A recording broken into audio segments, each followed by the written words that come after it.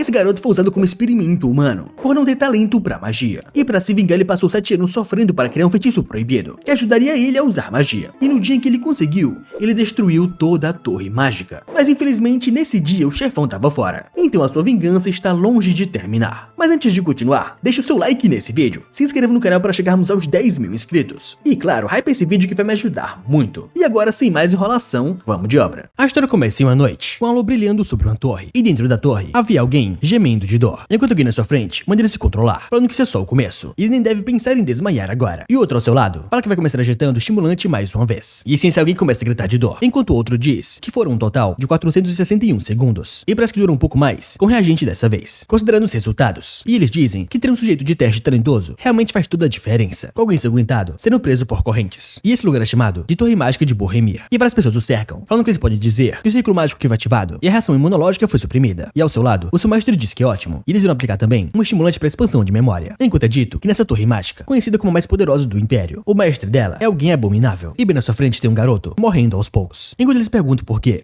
ele está nesse lugar. E porque alguém como ele, que dizia anteriormente talentosa, acabou assim. E se o mestre diz que agora eles devem manifestar o estimulante com força, fazendo o garoto gritar muito e cuspir sangue. E sendo preso por correntes, ele implora que eles parem com isso. Mas o mestre diz que é realmente barulhento e chato. E eles devem avisá-lo quando o experimento acabar. E o seu aluno fala que sim. Enquanto o garoto se pergunta por que ele está assim. E o que ele fez para merecer isso. E ele está morrendo aos poucos na torre mágica, o lugar que ele sempre sonhou estar. E se um garoto chama ele de idiota e manda ele se controlar agora. E pergunta como ele está se sentindo, o Verdan. E mesmo sem talento para um mago, ele se empolgou só porque o pessoal elogiou ele um pouco por ser esperto. E é por isso que a sua energia vital e conhecimento estão sendo sugados no laboratório secreto de pesquisas, com todos o encarando, rindo da cara dele. E o garoto fala, ele pode continuar fazendo essa pose de esperto como ele quiser, mas ele só deve calar a sua boca, pois ele é só um merda, e não tem direito a nada. E pelo que ele vê, ele não consegue desmaiar nesse estado em que está. Só que o garoto vai olhando para a formiga, enquanto o mago na sua frente pergunta se ele tá ouvindo ele, e pra onde ele tá olhando, e se ele é surdo. Só que quando ele percebe, tem uma formiga no círculo mágico, e ele diz que as formigas fugiram do experimento, e ele manda os outros cuidarem delas direito, pois eles nem conseguiram tomar conta dessas pragas. E nesse momento ele pisa na formiga, falando que eles são um bando de merdas, que são os completos inúteis. E ele fala que pensando bem, esse idiota é praticamente um inseto, e ele não tem uma gota de poder mágico, e nem pode quebrar as correntes. E é por isso que não acontece nenhuma reação. Mas o garoto ao seu lado fala que isso é bom pra eles, afinal, foi graças a ele que agora eles têm um sujeito experimental de nível S em suas mãos. E aquela amiga com que ele entrou na torre conseguiu uma bolsa de estudos fora. Ele sente pena da Hovelin por ter um amigo assim, enquanto Verda se pergunta por que ele merece isso, e por qual motivo isso está acontecendo com ele. Só encarando a formiga totalmente despedaçada, e ele começa a ranger os dentes, ficando com muita raiva. Enquanto manda eles calarem a boca, e o mago na sua frente pergunta o que ele tá falando, e o Verda com muita raiva começa a gritar, mandando eles calarem a porra das suas bocas, dizendo que eles são os completos merdas. E ele pensa que sabe porque ele está assim, e tudo porque ele é fraco. E assim é dito que tudo isso começou há 15 anos atrás. E ele cresceu em um orfanato porque não tinha paz, e tudo que ele queria era se tornar um mago incrível. E no fim, ele entrou na torre mágica como um trabalhador comum para aprender magia, mas por mais que ele se esforçasse, ele não conseguia se tornar um mago, tudo por causa do seu limite de crescimento de rank 1. E quando ele fez o teste de compatibilidade de magia, quando ele tinha 7 anos, deu resultado de rank 1, o que basicamente significava que ele não poderia se tornar um mago, e ele não tinha nenhum talento. E essa foi uma sentença de morte para ele, já que seu sonho de vida sempre foi ser um mago. Mas mesmo assim, ele não conseguiu desistir, porque o seu único sonho era se tornar um mago. E ele explorava escondido os livros de magia deixados nos quartos, enquanto ele trabalhava como ajudante da torre mágica. Ele também aprendeu a essência de levar os livros que ficavam na biblioteca, na torre mágica à noite. E mesmo sem ter muito poder mágico, ele tinha confiança na sua inteligência. E alguns anos se passaram, e quando ele mostrou resultados, o professor falava que ele era um gênio. E foi que ele finalmente se tornou um pesquisador na torre mágica. E o professor dele falava que ele não era só inteligente, ele era realmente um completo gênio. E ele se perguntava como um pesquisador comum poderia imaginar algo assim. E isso é algo que toda torre mágica reconheceria, até mesmo o mestre Balrog da torre. Mas foi aí que o Vernon percebeu a verdade, que ele ainda não conhecia. E a sua inteligência não era só talento, mas estava no nível de um gênio. E bem envergonhado, ele agradecia ao Lugard e falava que precisava provar esse teste antes de apresentá-la. Só que o professor dele perguntou como assim provar o teste. E ele perguntava pra ele se ele era a primeira pessoa que ele mostrou isso, e se ele não mostrou pra mais ninguém. E o Vernon falava que não, ele é a única pessoa que ele mostrou, pois ele confia nele. E depois disso, o garoto pensa que esse Lugard, o único pesquisador com quem ele tinha alguma proximidade, finalmente o reconheceu. E naquele momento ele pensava que conseguiria ficar na torre, não como ajudante braçal, mas como estudioso de magia. E era isso que ele pensava, até o Lugard apresentar a sua tese como se fosse dele. E quando ele descobriu isso, já era tarde demais. Ele foi direto pro mestre da torre, implorando para que ele acreditasse nele, pois essa tese era sua, e assumiu um dia antes de ser apresentada. E então Lugard apresentou ela como se fosse sua. Então o mestre da torre pergunta pra ele se o que ele tá dizendo é que o autor da teoria da continuidade multidimensional é ele mesmo. E o garoto pensava que se ao respeitar o mestre da torre Balrog, que comanda a torre mágica Borremir, com certeza ele não deixaria isso passar. E o Verda falava que sim, se ele o permitir, ele vai explicar tudo do começo. E o mestre da torre ficou muito surpreso com isso, falando que não fazia ideia de que havia um talento assim entre seus pesquisadores comuns. Enquanto o garoto vai pensando que se ao menos ele não tivesse ido até o mestre da torre naquele dia, nada disso teria acontecido. Com o mestre falando pra ele ir ao seu laboratório em 2 dias, quando a lua lua estiver encoberta. E ele pensa que sim, se ele tivesse fugido naquele dia, naquele momento, talvez ele tivesse conseguido levar uma vida normal pelos próximos 7 anos e ficar preso à força pelo mestre da torre. E depois que é jogado na cela, aqueles magos dizem que ele é um desgraçado rebelde e inútil, e amanhã eles irão aumentar a densidade do experimento e ele deve se preparar bem. Enquanto Verda pensa que nesses 7 anos, ele virou um trabalhador durante o dia e uma cobaia durante a noite, e mandaram que ele criasse o círculo mágico e validasse a teoria da sua própria tese, e que injetasse drogas nas suas veias e observasse as reações por conta própria, que inventasse uma nova poção que provasse seus efeitos, e que ele dedicasse toda a sua vida exclusivamente à torre mágica. E mesmo que ele tentasse revelar a verdade, ninguém acreditaria nele, e tudo que ele recebeu em troca foram ameaças do mestre da torre de matar as pessoas que ele amava. E ele, trancado na sua cela, pensa que então tudo está acabado, enquanto se pergunta o que ele ainda pode fazer. E lembra do passado, com a sua amiga, correndo muito animada com ele, e depois que eles brincavam, ele teria que voltar para trabalhar na torre mágica, sendo um completo escravo dos outros. E na sua infância, a sua amiga fez uma promessa, que eles iriam se tornar grandes magos juntos, e eles prometeram isso um ao outro, enquanto pensa que se o seu potencial fosse um pouquinho maior, as coisas poderiam ter sido diferentes, e nada disso teria acontecido. Mas ele pensa que ele deve admitir, tudo está acabado, e ele não tem esperança. E nesse momento, ele começa a ver várias formigas indo na sua direção, enquanto escuta o mesmo som de novo, que é o mesmo som que ele escuta depois que faz os experimentos nele. E ele já não sabe mais se ele tem forças para lutar, e talvez fosse melhor se ele simplesmente morresse. Só que a formiga esmagada na sua frente pergunta se é sério, e se é isso realmente o que ele sente. Mas elas falam que não, isso ainda não acabou. E pela vingança e pela sobrevivência, ele deve aguentar firme e cerrar os dentes e suportar isso, de novo e de novo. E então ele irá renascer, para que ele nunca mais seja pisoteado, para que ele possa dominá-los com um grande poder, pois ele irá superar os limites e esmagar todos. E o Verdun fala que sim, isso ainda não acabou. E ele precisa afiar a sua lâmina de vingança, que ele vem lapidando durante os últimos 7 anos, com tudo que ele tem, até que ela esteja perfeita. E se ele conseguir resolver só mais esse último problema, que ele não consegue desvendar, ele vai poder se vingar. Enquanto vai pensando que diante de um poder maior, só ter uma mente mais inteligente do que os outros não basta. E se for assim, ele precisa desafiar o seu próprio destino. E ele irá refazer toda a teoria e criar um jeito novo de reconstruir o seu corpo como nunca antes visto. E isso foi o que ele criou, a teoria de desafiar o céu. E amanhã será o dia em que ele irá ultrapassar todos os limites possíveis e se vingar de todos. E assim o Verdun pensa que a teoria de desafiar o céu para modificar o corpo que ele sempre sonhou agora está finalmente completa. E foi logo depois que ele aceitou a ideia de morrer que isso foi possível. E o que ele precisa para provar sua teoria, mesmo que seu corpo atual, incapaz de usar magia, entre em colapso só por uma vez. Ele precisa daquele artefato que vai permiti-lo usar magia. E amanhã à noite, ele vai recuperar sua liberdade. E sendo assim, a noite longa se passou. E enfim chegou o dia de executar o seu plano. E nesse momento, ele foi destrancado da sua cela. E aquele mago fala pra ele que tá na hora de limpar o laboratório de alquimia. E esse lixo não deve ficar parado aí. E andar logo e cobrir essas manchas de sangue e feridas. E não ficar choramingando por todos os cantos, só porque passou por experimentos. E ele é realmente patético. E ele nem deve pensar em enrolar, só porque o festival tá chegando. E ele muito puto, onde ele responder se entendeu. E quando vai só encara bem triste. E fala que sim, pensando que ele deve aguentar só mais um pouco, pois isso já vai acabar. E agora no laboratório de alquimia, ele tá limpando todo. E enquanto ele limpa, alguém aparece perguntando se ele tá limpando sozinho. E quando ele olha, é a Robelin, a sua amiga de infância. Ele pergunta o que é atrás ali. E ela fala que vai se despedir de um amigo antes de partir. E ele fala que sim, ela disse que estudar fora, na cidade mágica de Virente, e é um privilégio dado aos talentosos, que se destacam, até mesmo na torre mágica. E ele parabeniza ela e deseja uma boa viagem, enquanto ela só encara ele bem séria. E fala para o Verdun que a sua proposta ainda está de pé. E pede para ele vir com ela. E ela não vai ter nenhum idiota intrometido e extremamente autoritário que vai ignorar ele, como tem ali. E ele pode até ter uma chance de aprender coisas novas na cidade mágica. E também ela deseja que ele vá com ela. Mas ela é muito envergonhada, só dele não pensar em nenhuma besteira. E ela só queria alguém para conversar. Só que o nosso garoto chama ela de Rovelin e fala que vai ficar ali, o que deixa ela bem triste. E quando ela vai embora, ela fala que vai escrever cartas para ele. E ele vendo ela ir embora, ele pensa que a sua amiga não sabe de nada do que acontece ali dentro. E ainda na cela, aquele mago de antes grita para ele se apressar e seguir o grupo. Enquanto ele pensa que ela definitivamente não precisa saber de tudo que ele passou ali por todo esse tempo. E ainda assim, pelo lado bom, ele não quer envolvê-la no seu plano. E agora no Festival de Magia, é dito que esse é um dos feriados mais famosos do mundo, que comemora a construção da primeira torre mágica e faz preces ao renascimento da magia. E é o dia mais movimentado da torre mágica. E quando o festival começa, todos os magos de alto escalão vão para a grande cidade. E só os magos de baixo nível ficam na torre. E se ele bate na porta, fala que é o Verdun. E o cara do outro lado manda ele entrar. Mas pergunta o que ele faz ali a essa hora. Enquanto o Verdun diz que o mestre da torre mandou ele limpar a sala do tesouro. E o funcionário muito puto falou que era pra ele ter pedido permissão antes. E ele nem teve bom senso pra isso. E é realmente um sujeito patético. E se ele manda ele entrar, mas ele nem deve pensar em causar um arranhão ou perder alguma coisa lá dentro. E vai ainda falar que sim para o seu supervisor. E sem que ele abre a porta, ele fecha ela e toca uma esfera. Enquanto pensa agora, ele bloqueou o barulho do artefato. E agora começa o seu plano de 7 anos. E enquanto ele vai descendo as escadas, ele chega no fim e encara um artefato, o segundo circuito, um artefato artificial criado pelo mestre da torre, custando uma fortuna, que permite a qualquer mago realizar conjurações triplas e desperta temporariamente o potencial do dono. E ele precisa desse cajado para executar o seu plano com sucesso. E para consegui-lo, ele tem que quebrar o círculo mágico de proteção. E ele pensa que sim, a obra-prima do mestre da torre, que alcançou o 7º nível. Ele tem pesquisado como quebrá-la pelos últimos 7 anos. E o mestre da torre, aquele círculo mágico que ele tanto se orgulha, hoje nesse dia, ele vai destruí-lo por completo. E depois de um tempo, agora em outro local, dois magos dizem que isso é realmente uma merda. Tem gente que tem sorte de ir para o festival. Enquanto eles ficam ali, vigiando na fonte de energia, e é realmente uma droga. E o cara lá do fala que eles caíram no pior papel do sorteio, mas o de barba diz que é por isso que é melhor ficar na sua. E se fosse por mérito, ele com certeza teria escolhido outra coisa. Mas quando ele olha para o lado, ele vê o Verden e fala que é um bom que ele chegou ali, e manda ele trazer uma bebida pra ele. Enquanto conversa com o outro, que se ele virar o mestre da torre, ele pode apostar que dará a Deus essa bebida vagabunda. E o seu amigo pergunta se ele realmente acha que ser um mestre da torre é tão fácil assim. E se um dia ele virar o mestre da torre, ele dará pra ele um banquete. E nesse momento o Verden pega aquele cajado de antes e mira naquele mago. Enquanto o mago diz que ele vai lembrar bem do que ele acabou de falar, e com certeza ele vai se tornar o mestre da torre. Só que nesse momento, a sua cabeça é decepada. Enquanto o outro mago se pergunta o que diabos é isso, e ele pergunta o que ele tá fazendo, e como ele possui algo assim. E ele pergunta para o Verden se ele enlouqueceu. Enquanto o garoto diz que a sua reação mostra que ele não esperava por isso. E o mago pergunta como é que ele ousa, uma criatura tão significante quanto ele, atacar um mago. E ele vai corrigir a sua atitude na marra. Enquanto ele fala que, claro, só se ele sobreviver a esse feitiço dele, ativando uma magia de terceiro nível, a onda. Só que para sua surpresa, o Verden ativa uma magia de terceiro nível, a esfera terrestre, com várias rochas, furando a sua onda, indo em direção àquele mago. Enquanto ele muito ferido, perfurado por uma pedra, se pergunta como um mago de nível 1 consegue usar essa magia. E o Verden diz que isso é realmente uma surpresa. E ele deve estar se perguntando como uma cobaia como ele sabia usar magia. E assim ele diz que ele devia ter tratado as pessoas com mais cuidado. E não só ele, mas como toda a torre. E simplesmente ele mata os dois. E vai em direção ao núcleo de energia. E fala que é a primeira vez que ele vê isso. E é a fonte de energia da torre mágica. E demorou 7 anos para ele chegar ali. E a partir de agora, ele vai usar a semana de fonte de energia para executar sua teoria de desafiar o céu. E se ele falhar, ele não sabe o que vai acontecer com ele. Mas ele só vai saber se ele tentar. E com seu corpo rodeado de círculos mágicos e com o cajado na mão, ele finca no chão e ativa outro círculo mágico gigantesco. Enquanto começa com a transformação corporal e ativa a teoria do desafio do céu, fundindo aquele núcleo de energia da torre com seu próprio corpo. E nesse momento, toda a torre mágica começa a brilhar. E esse brilho irradia até o céu. Enquanto nas carruagens, o mestre da torre lá dentro fala que esse poder mágico enorme vem da fonte de energia. Ou seja, alguém invadiu a sua torre mágica. E depois de algumas horas, a torre foi completamente destruída. E no meio dos escombros, o Verden vai saindo, enquanto quer o cajado se desfazendo na sua mão. Enquanto pensa que o poder destrutivo foi forte bastante para devastar a região inteira. Mas o fato que ele ainda permanece vivo significa que sua teoria funcionou. O desafiar os céus funcionou no seu corpo. E quando ele olha pra cima, ele vê um brilho muito forte vindo na sua direção. E ele percebe vários círculos mágicos de teletransporte. Enquanto pensa que tem alguém vindo ali, numa velocidade muito rápida. E esse é o mestre da torre, o seu inimigo. Enquanto ele se pergunta se ele percebeu a anomalia da fonte de energia. E cara a cara com ele, o mestre da torre estende a sua mão e tenta destruir a pessoa na sua frente. Mas quando ele se dá conta, aquela sombra sumiu. E ele percebe que isso é um círculo mágico de teletransporte. E ele pergunta como é que ele ousa tocar na sua torre mágica e fugir assim. E não importa quem ele seja, mesmo que seja o imperador do império, mesmo que seja só uma criança, ele vai encontrá-lo e o matar, custe o que custar. E com seu imenso poder em fúria, vários relâmpagos e raios vão caindo do céu. E agora em outro dia, ao amanhecer, o Verden pensa que tá com sono e seu corpo não tem forças. Ele só quer ficar deitado ali e continuar assim. Mas ele percebe um barulho de água e água entra na sua boca. E ele toma um susto na hora e se pergunta onde é que ele tá. Ele estava fugindo e com certeza ele fugiu. Só que para a surpresa dele, ele se encara no reflexo da água e se pergunta o que diabos é aquilo. E como seu rosto mudou tanto, ele não entende por que ele tá assim. E a cor do seu cabelo ficou acinzentada e os seus olhos negros agora são azul cristal. E ele vira uma pessoa totalmente diferente. Ele se pergunta se há algum tipo de erro na reconstrução do corpo. Mas o desafiar os céus funcionou com certeza. E é isso mesmo. Ele conseguiu lançar o feitiço depois de tocar na fonte de energia. E antes do mestre da torre o encontrar, ele usou magia de transferência espacial para escapar do local. E agora, ele não sabe onde ele está. E ele nunca viu essa floresta antes. E tem plantas ali que ele nunca viu perto da torre mágica. E isso quer dizer que ele conseguiu se transportar para uma distância no meio do continente. Ou seja, ele conseguiu mudar seu corpo quando desafiar os céus. E também conseguiu escapar da torre mágica com o cerco de teletransporte que ele preparou. E ele começa a dar risada falando que finalmente ele está livre. E ele se pergunta se o mestre da torre já surtou por isso. E ele deve estar espumando de raiva. E a torre mágica foi destruída. E ele não sabe quem foi que fez isso. E nem que ele, tratado como uma cobaia, escapou. E ele dando risada pensa que a torre mágica não vai cair só por isso. E mesmo sem a fonte de energia, o mestre da torre vai dar um jeito nisso. E o outro nome de Baroque Versus, o mestre da torre, é o Onipotente. E isso não é à toa, pois ele é bem forte. Mas por enquanto, isso já é o suficiente. E enquanto a torre estiver se reerguendo, ele vai crescer ainda mais, até estar pronto para sua vingança. E ele vai destruir tudo que ele construiu, bem diante dos seus olhos. E ao mesmo tempo, ele vai fazer o nome do mago Verden ser reconhecido pelo mundo. E ele vai ter a sua vingança e provar seu valor como um mago. E esses são seus únicos objetivos. E ele dá adeus por enquanto àquela maldita torre mágica. E agora na floresta, tem um pequeno Goblin tentando abrir uma caixa. E logo atrás dele, o Verden ativa o corte de vento. E essa magia vai em direção ao Goblin. E quando o Goblin olha, a sua cabeça é decepada. E ele pensa que não parece, tem um efeito colateral visível. E ele se pergunta se teve algum problema com a reconstrução do seu corpo. E tirando a cor do cabelo dos olhos, o resto parece o mesmo. E o poder mágico que ultrapassa os níveis continua também ali. E ele não consegue entender exatamente que fenômeno aconteceu. Mas mais importante do que isso realmente vai dar trabalho. E ver Goblins andando por ali livremente faz ele pensar que tá muito longe de qualquer vila. Só que encarando o chão, ele vê vários rastros. E percebe que essas são marcas de roda de carroça. E ele se pergunta se deixaram a carga ali e fugiram com pressa. E se ele começa a ativar a detecção mágica, pensando que é melhor verificar onde o dono disso está. E assim a sua detecção mágica vai até uma carruagem um pouco distante dele, com o motorista dizendo que os cavalos são inúteis e eles devem correr mais rápido. Enquanto ele diz que é uma droga e o que infernos aconteceu ali e como chegou a esse ponto. E ele vai lembrando de alguns momentos atrás, quando ele encontrou os restos do grupo de bandidos que já deveriam ter sido derrotados. E enquanto eles passavam pela floresta, até que foi aceitável. E grita que conhecia o Lorde local de Pite. Não melhorou nada. E mesmo assim, eles poderiam negociar de algum jeito. E ele pensa que até mesmo os mercenários contratados fugiram de medo de morrer. Era algo que dava pra entender. Mas, uma coisa que ele não entendia era o que bizarro era aquele orc com aquele sorriso horrível, enquanto comia uma perna humana. E pelo menos os bandidos ficaram ocupados lidando com os orcs e morrendo por eles. E usando isso, ele acabou fugindo. Caso contrário, ele também estaria morto. Só que para surpresa dele, ele começa a ver um grito. E se pergunta que som é esse? E se ele realmente está sendo seguido? Só que ele faz mais uma vez os cavalos correrem mais rápido. Só que para sua surpresa, a sua carroça bate em um tronco de árvore. E nesse momento, ele fica desequilibrado e cai no chão. E quando ele acorda de novo, assim que ele olha pra frente, ele percebe vários olhos encarando ele com fome. E percebe que são os monstros famintos de antes. E ele fala que terminar assim nas mãos de semi-humanos. É realmente uma droga, com vários goblins e orcs avançando pra cima dele para matá-lo. Enquanto ele fecha os olhos e pensa que é o fim. Só que para sua surpresa, ao seu redor ativado a magia do muro de terra. E os monstros param diante a ela. Enquanto o Verda disse que esqueceu de fazer um buraco pro ar. E ele só encara aquele monstro sorridente. E pensa que isso é bom. É melhor acabar com todos ali antes que ele sufoque. E tirando o goblin que ele pegou de surpresa, essa é a primeira vez lutando de verdade. E se os monstros vendo ele atacando, já avançam pra cima dele. E o Verdan diz que essa quantidade de inimigos é perfeita para testar seu novo talento.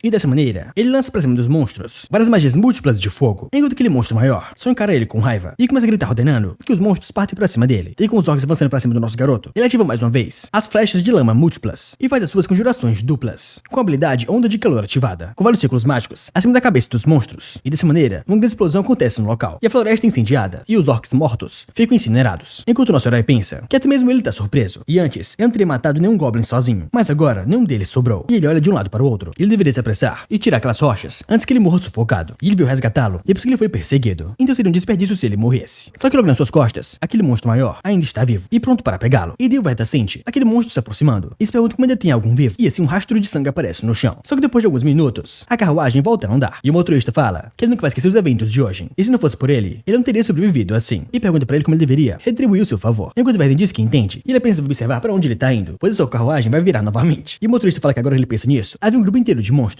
E ele pergunta se eles estavam feridos ou algo assim. E se errou de perguntar isso por causa daquela visão. Enquanto o Verda pensa que ele fala demais. Mas no fim foi bem perigoso. E naquele momento, quando ele viu que ainda tinha um vivo, ele ativou magia rapidamente e cortou a sua cabeça fora. E ele fala para ele que não há mais nada, o que ele tem que se preocupar. Mas ele pergunta para ele se os bandidos aparecem com frequência por ali. E ele vai dizer que geralmente, grupo de bandidos não existe onde há semi-humanos. Mas o motorista fala que não. E essa é a primeira vez que isso acontece. E essa floresta pertence ao domínio do Barão Pite. E ele é amigo dele desde criança. Então eles trocam cartas casualmente. E ele claramente disse para ele não se preocupar e vir nessa direção, pois recentemente ele havia subjugado os bandidos. E é por isso que ele estava acompanhado de mercenários baratos, que ele normalmente não contrataria. Só que para surpresa dele, isso aconteceu. E o Verda vai pensando que o seu teletransporte falhou. Mas sem o domínio do Barão Pite, ele chegou corretamente ao local. Ele apagou os rastros e a sua aparência. E mudou muito. Mas ele acha que a Torre Borremir ainda está rastreando ele. E por enquanto, ele precisa esconder a sua identidade e construir o seu poder. E ele vai pensando que de agora em diante, o seu nome não será mais Verden. E ele fala para o motorista que o seu nome é Asher. Enquanto ele pensa que ele precisa enfrentar o mestre da torre. E nesse momento, ele precisa ficar mais forte. E agora na entrada do território Paie, no castelo do senhor. E assim o Barão diz que ele parece muito mal desde a última vez que ele o viu. E parece que ele perdeu pouco peso. Enquanto o motorista fala que se perdeu porque estava fugindo dos orcs. E o Barão vai até ele e fala que foi erro seu. E pergunta se ele está ferido em algum lugar. E não apenas os bandidos, mas tem semi-humanos por ali. E isso é muito ruim. Só que o motorista pede pra ele não se preocupar. E não foi culpa dele. E o Barão pergunta se foi esse mágico que o salvou. E se ele salvou seu amigo, ele não pode simplesmente deixá-lo ir assim. E ele pede para o motorista dizer pra ele vir ao seu castelo com eles. E esse nosso garoto se curva e agradece pelas roupas. E pelas refeições também. E assim o Barão fala que ele é bem-vindo. E agora que ele pensa nisso, ele ainda não se apresentou. E ele é o Paiete Enrod, o Barão que governa esse domínio. E ele pede que, por favor, ele se sente confortavelmente. E ele pergunta se seu nome era Asher e se a comida tá do seu agrado. E o nosso herói fala que sim, o sabor é excelente. E o Barão fala que como compensação, por salvar o Conrad, ele preparou para ele 5 milhões de alces. E ele deve avisá-lo se precisar de alguma coisa. E embora possa ser um pouco repentino, dizer isso imediatamente. Se estiver tudo bem, ele gostaria de dar para ele uma tarefa. E ele vai se certificar de recompensá-lo generosamente. E o nosso garoto pensa que de alguma forma, ele vai precisar de dinheiro para alcançar o seu objetivo. E essa será a chance de ele se adaptar ao combate usando magia. E o Verda pergunta sobre o que seria essa tarefa. E o Barão diz que alguns dias atrás, corpos enforcados foram encontrados na floresta do sul. E de acordo com as investigações, eles são moradores da vila. E a vila já havia sido deixada em ruínas. E no início eles não conheciam os culpados. Mas com esse incidente, o grupo de bandidos se revelou. No entanto, o problema é que eles pesquisam todo o baronato, mas ainda não conseguiram encontrar os vestígios do grupo de bandidos. E é como se eles tivessem sido apagados pela magia. E o nosso herói fala, pode haver magos entre os bandidos. E o Barão fala que é claro, mas isso é apenas um palpite por enquanto. E o Verden, ou Asher, pergunta quando ele planeja começar a subjugação. E o Barão sorri pra ele e fala que em 4 dias. E depois de 4 dias, um cavaleiro vai até eles e fala que é um prazer conhecê-lo. E ele é o Enot, o cavaleiro do Barão Paie. Ele será será responsável pelo comando dessa operação. E aquela pessoa de cabelo preto é o jovem Ferric. E o nosso garoto fala com prazer conhecê-lo, e ele é o Asher. Enquanto pensa que aceitou a proposta, pois pensou que seria útil de muitas formas. Mas subjugar bandidos, tão de repente assim, é algo que ele não queria fazer. E ele acha que deve pensar nisso como um pagamento pelos dias que ele está descansando livremente. E ele pergunta para o cavaleiro se essas pessoas também fazem parte da força de subjugação. E o cavaleiro fala que sim, eles são aventureiros. E eles se reuniram porque ouviram que um estranho orc apareceu de repente. E parece que a recompensa é muito boa, já que os aventureiros são de rank ouro. E se o Asher pensa que dizem que os aventureiros de rank ouro têm o mesmo poder de combate que cavaleiros comuns. Ou seja, eles são veteranos experientes que cultivam ki e lutam com seus corpos e armas. E há um rumor de que tais cavaleiros, ao chegarem no pico, podem dividir montanhas. E ele pensa que a razão pela qual ele é necessário para essa subjugação é que apesar de haver 3 cavaleiros, pode haver um mago entre os bandidos. Então eles estão confiando nele. E nosso garoto fala que entende, mas ele pergunta para o cavaleiro se ele pode perguntar o porquê. E o cavaleiro diz que geralmente, um mago de nível 2 tem processos de combate semelhantes a cavaleiros normais. E mesmo que apenas um mago envie feitiços de longe, é difícil para os cavaleiros se moverem adequadamente. E ele fala que seria melhor se não houvessem magos. Enquanto nosso garoto diz que isso é lamentável. E o cavaleiro nervoso pergunta o que ele quer dizer com isso. Mas o Asher para e fala que é um círculo mágico em frente. E se com sua magia, ele quebra o círculo mágico e aparece um feitiço gigantesco. E eles perguntam o que é isso. E como o círculo mágico apareceu de repente no ar. E ele pensa que existia tal coisa assim no seu território. Isso é realmente impensável. E o Asher diz que ele acabou com isso com o disparo mágico. E isso é uma ilusão. E para se separar, despistar eles. E isso ele manda dar um passo para trás. E com a sua magia, ele parte o círculo mágico ao meio. E o velho pensa que ele desmantelou o círculo mágico tão facilmente assim. E eles perguntam quem é essa pessoa.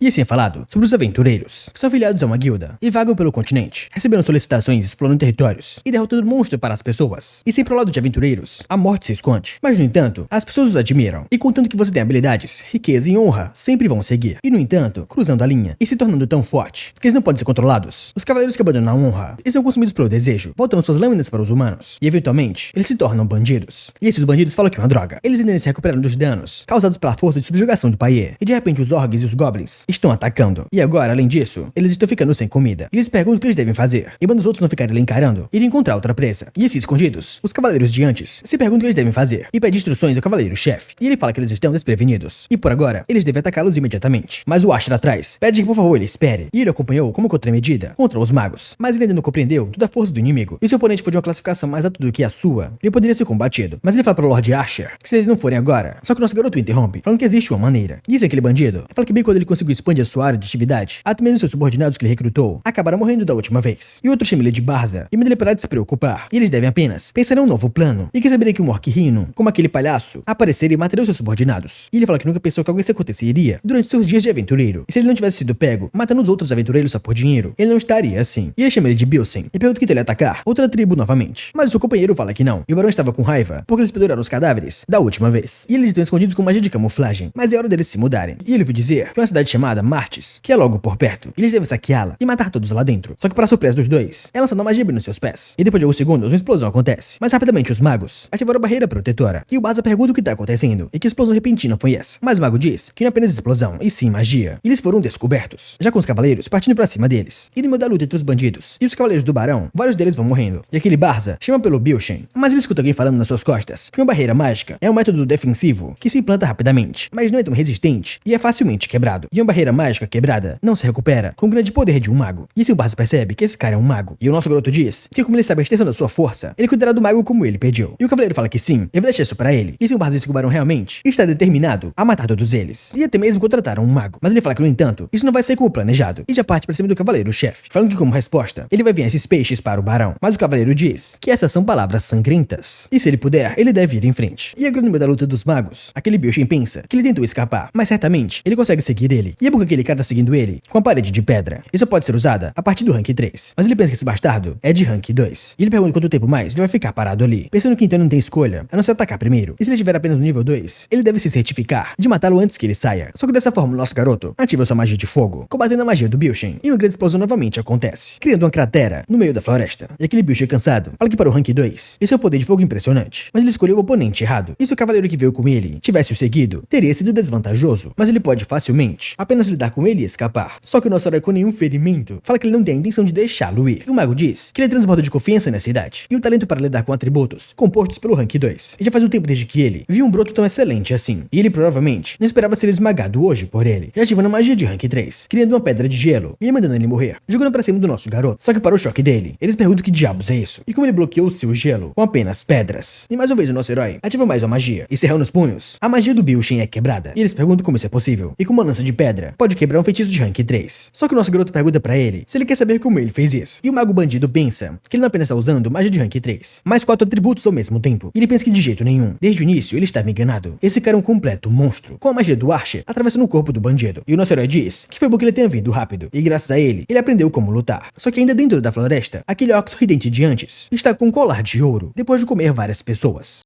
E assim o nosso herói vai pensando que 2 dias antes da expedição, ele fez os reagentes que trouxe da Torre Mágica. E foi na Torre Mágica, nos dias que pareciam que ele estava no inferno, que ele aprendeu tudo isso. E mesmo agora, ele nunca mais quis fazer experimentos em humanos novamente. Mas graças a isso, ele conseguiu alcançar o rank 3, mesmo que tenha sido doloroso. E ele fala que se for assim, eles estão definitivamente mortos. E ele precisa deixar evidências de que ele subjugou o bandido. E ele pode provar suas conquistas e construir confiança com ele. Mas ele começa a olhar para aquela varinha que ele estava usando e se pergunta o que ela faz. Mas ele percebe que ele é um tipo de bastalco de pedra mágica. E a magia lançada nele dá um pequeno aumento de velocidade no lançamento de magias, e aumento no poder do atributo de magia de gelo, e deve ser bom para uso temporário por enquanto. E esse usa companheiro lá atrás pergunta para o Sr. Asher se ele está seguro, e o nosso garoto chama ele de Perrick, e o garoto diz que ele está aliviado. Ele subjugou os bandidos, mas não voltou, então ele ficou preocupado e veio procurá-lo, enquanto o Asher pede desculpas, falando que eles estavam mais fortes do que ele pensava, então ele demorou um pouco. E o nosso herói disse que, pensando bem, ele acabou de subjugar os bandidos, e ele pergunta se não foi muito rápido, e o garoto fala que sim, o líder está à esquerda, mas o Senhor Cavaleiro está lidando com ele, e deve ter acabado quando ele voltar. E o nosso garoto pergunta se ele pode perguntar algo para ele, antes deles voltarem, e o garoto fala que sim, ele pode perguntar qualquer coisa. E Dewasher pergunta se por um acaso ele quer saber como serão tratados os itens que os bandidos possuem. E o garoto animado diz que se o senhor quiser ele pode pegar os itens entre os despojos de guerra, a menos que seja um grande problema, ele com certeza poderá tê-lo. E nosso garoto pensa que sim, esse barão é muito bom. E ele aceitará com gratidão essa varinha de presente. E agora reunidos, o cavaleiro diz que ele trabalhou duro, e se não fosse pelo Lord Asher, o seu exército teria sofrido muitos danos. Só que o nosso mago fala que nem tanto, e foi uma boa experiência pra ele, enquanto aquele bandido de antes pergunta se o Binch está morto. Mas isso é impossível, e se as coisas continuarem assim, ele será arrastado de volta para o território e executado na hora. E ainda tem muitas coisas que ele deve fazer, e ele não quer morrer assim. E se for esse o caso, então isso é tudo ou nada. E dessa maneira, ele consegue se soltar e ataca os outros ao seu lado, mandando ele sair do caminho, enquanto pensa que sem a magia do Bilshen, ele não poderá sair dali tão facilmente assim. E só há um caminho para isso, que é matar os cavaleiros e os seus cavalos, e escapar montados neles. E assim ele começa a lutar novamente com o cavaleiro, pensando confiante que vai matá-lo agora. Só que para sua surpresa, o cavaleiro desvia, solta sua espada e agarra o braço dele. Eles perguntam o que diabos é isso, e ele agarra ele pelo pescoço e joga ele contra o chão, com o bandido perguntando que luta é essa. E o cavaleiro diz que eles devem subjugá-lo para que ele não possa mais se mover, enquanto o bandido começa a xingá-lo, falando que ele luta com as mãos. E cadê a honra dos cavaleiros? Enquanto o velho pergunta do que ele tá falando, e a honra só é útil quando ele está vivo. E depois de finalizá-lo, ele fala para o Asher que mostrou algo desagradável, e se ele tivesse um pouco mais de tempo, ele teria decapitado ele, e pede desculpas falando que nem sempre briga assim. Só que o nosso herói fala que ele foi magnífico, e ele é realmente um cavaleiro forte. Mas ele pergunta e os outros, por que eles o mantêm vivos? E o cavaleiro Enoch diz que os soldados disseram que havia alguns rostos familiares entre os bandidos, e eles acham que eles podem ser sobreviventes da aldeia que foi atacada. Então depois de transportá-los ao castelo, o seu destino deve ser com base na sua autenticidade. E assim os cavaleiros vão reunindo os bandidos e levando para o castelo, enquanto o bandido encara o tratamento que o outro tá levando, e com muito medo ele fala que não quer ser arrastado para ser morto, e começa a correr dali. Só que para surpresa dele, ele cai naquele lugar, enquanto o cavaleiro diz que vai cuidar disso agora. Só que o Asher fala para ele aguardar por um momento, pois algo parece estranho. E quando eles se dão conta, olhando para além da floresta, eles sentem uma aura assustadora e começam a sentir um cheiro de sangue. E dando alguns passos para frente, aquele cavaleiro de antes se surpreende com algo sendo arremessado para cima dele, mas ele consegue defender, e quando eles olham, é a cabeça daquele bandido de antes. Eles perguntam o que é isso, mas olhando para cima, eles veem um orc gigantesco. E o Asher fala que aparentemente esse cara não morreu, e parece que os aventureiros falharam em subjugá-lo. Enquanto todos se perguntam se eles realmente podem chamar isso de orc, enquanto o nosso herói fica pensando que além do mais, aquele cara não é o único, e ele consegue ver que não tem apenas os semi-humanos. E pelo que ele pode sentir, há dezenas deles. E o líder que comanda essa horda é esse cara na sua frente. E é o que ele viu da última vez também, com a boca que parece de um palhaço, e sorrindo para eles. Mas em comparação, ele é 2 vezes maior e com um físico enorme. E pelo que ele pode ver, eles se submeteram à evolução. E assim ele ordena que os orcs matem todos os humanos. Enquanto o cavaleiro Enoch diz para eles formarem a linha defensiva e lidarem com os goblins primeiro e depois subjugarem o orc. Só que nesse momento, aquele orc gigante ataca o Enoch, que é lançado para trás. E nesse momento, ele vê o pé do orc bem na sua frente, pronto para esmagá-lo. Só que assim o outro cavaleiro já vai para atacá-lo e defende o Enoch. Enquanto o Enoch rapidamente pula para cima do orc e acerta ele bem no peito, fazendo um rasgo que atravessa o seu corpo. E nesse momento, o orc cai no chão, sangrando muito. Mas ele pega um goblin que estava passando e começa a comê-lo, surpreendendo a todos. E depois que ele o come, ele pega sua lâmina novamente e se recupera de novo. Enquanto todos se perguntam como ele se recuperou tão facilmente, comendo a própria espécie. E o Enoch diz que parece que voltar confortavelmente está fora de questão.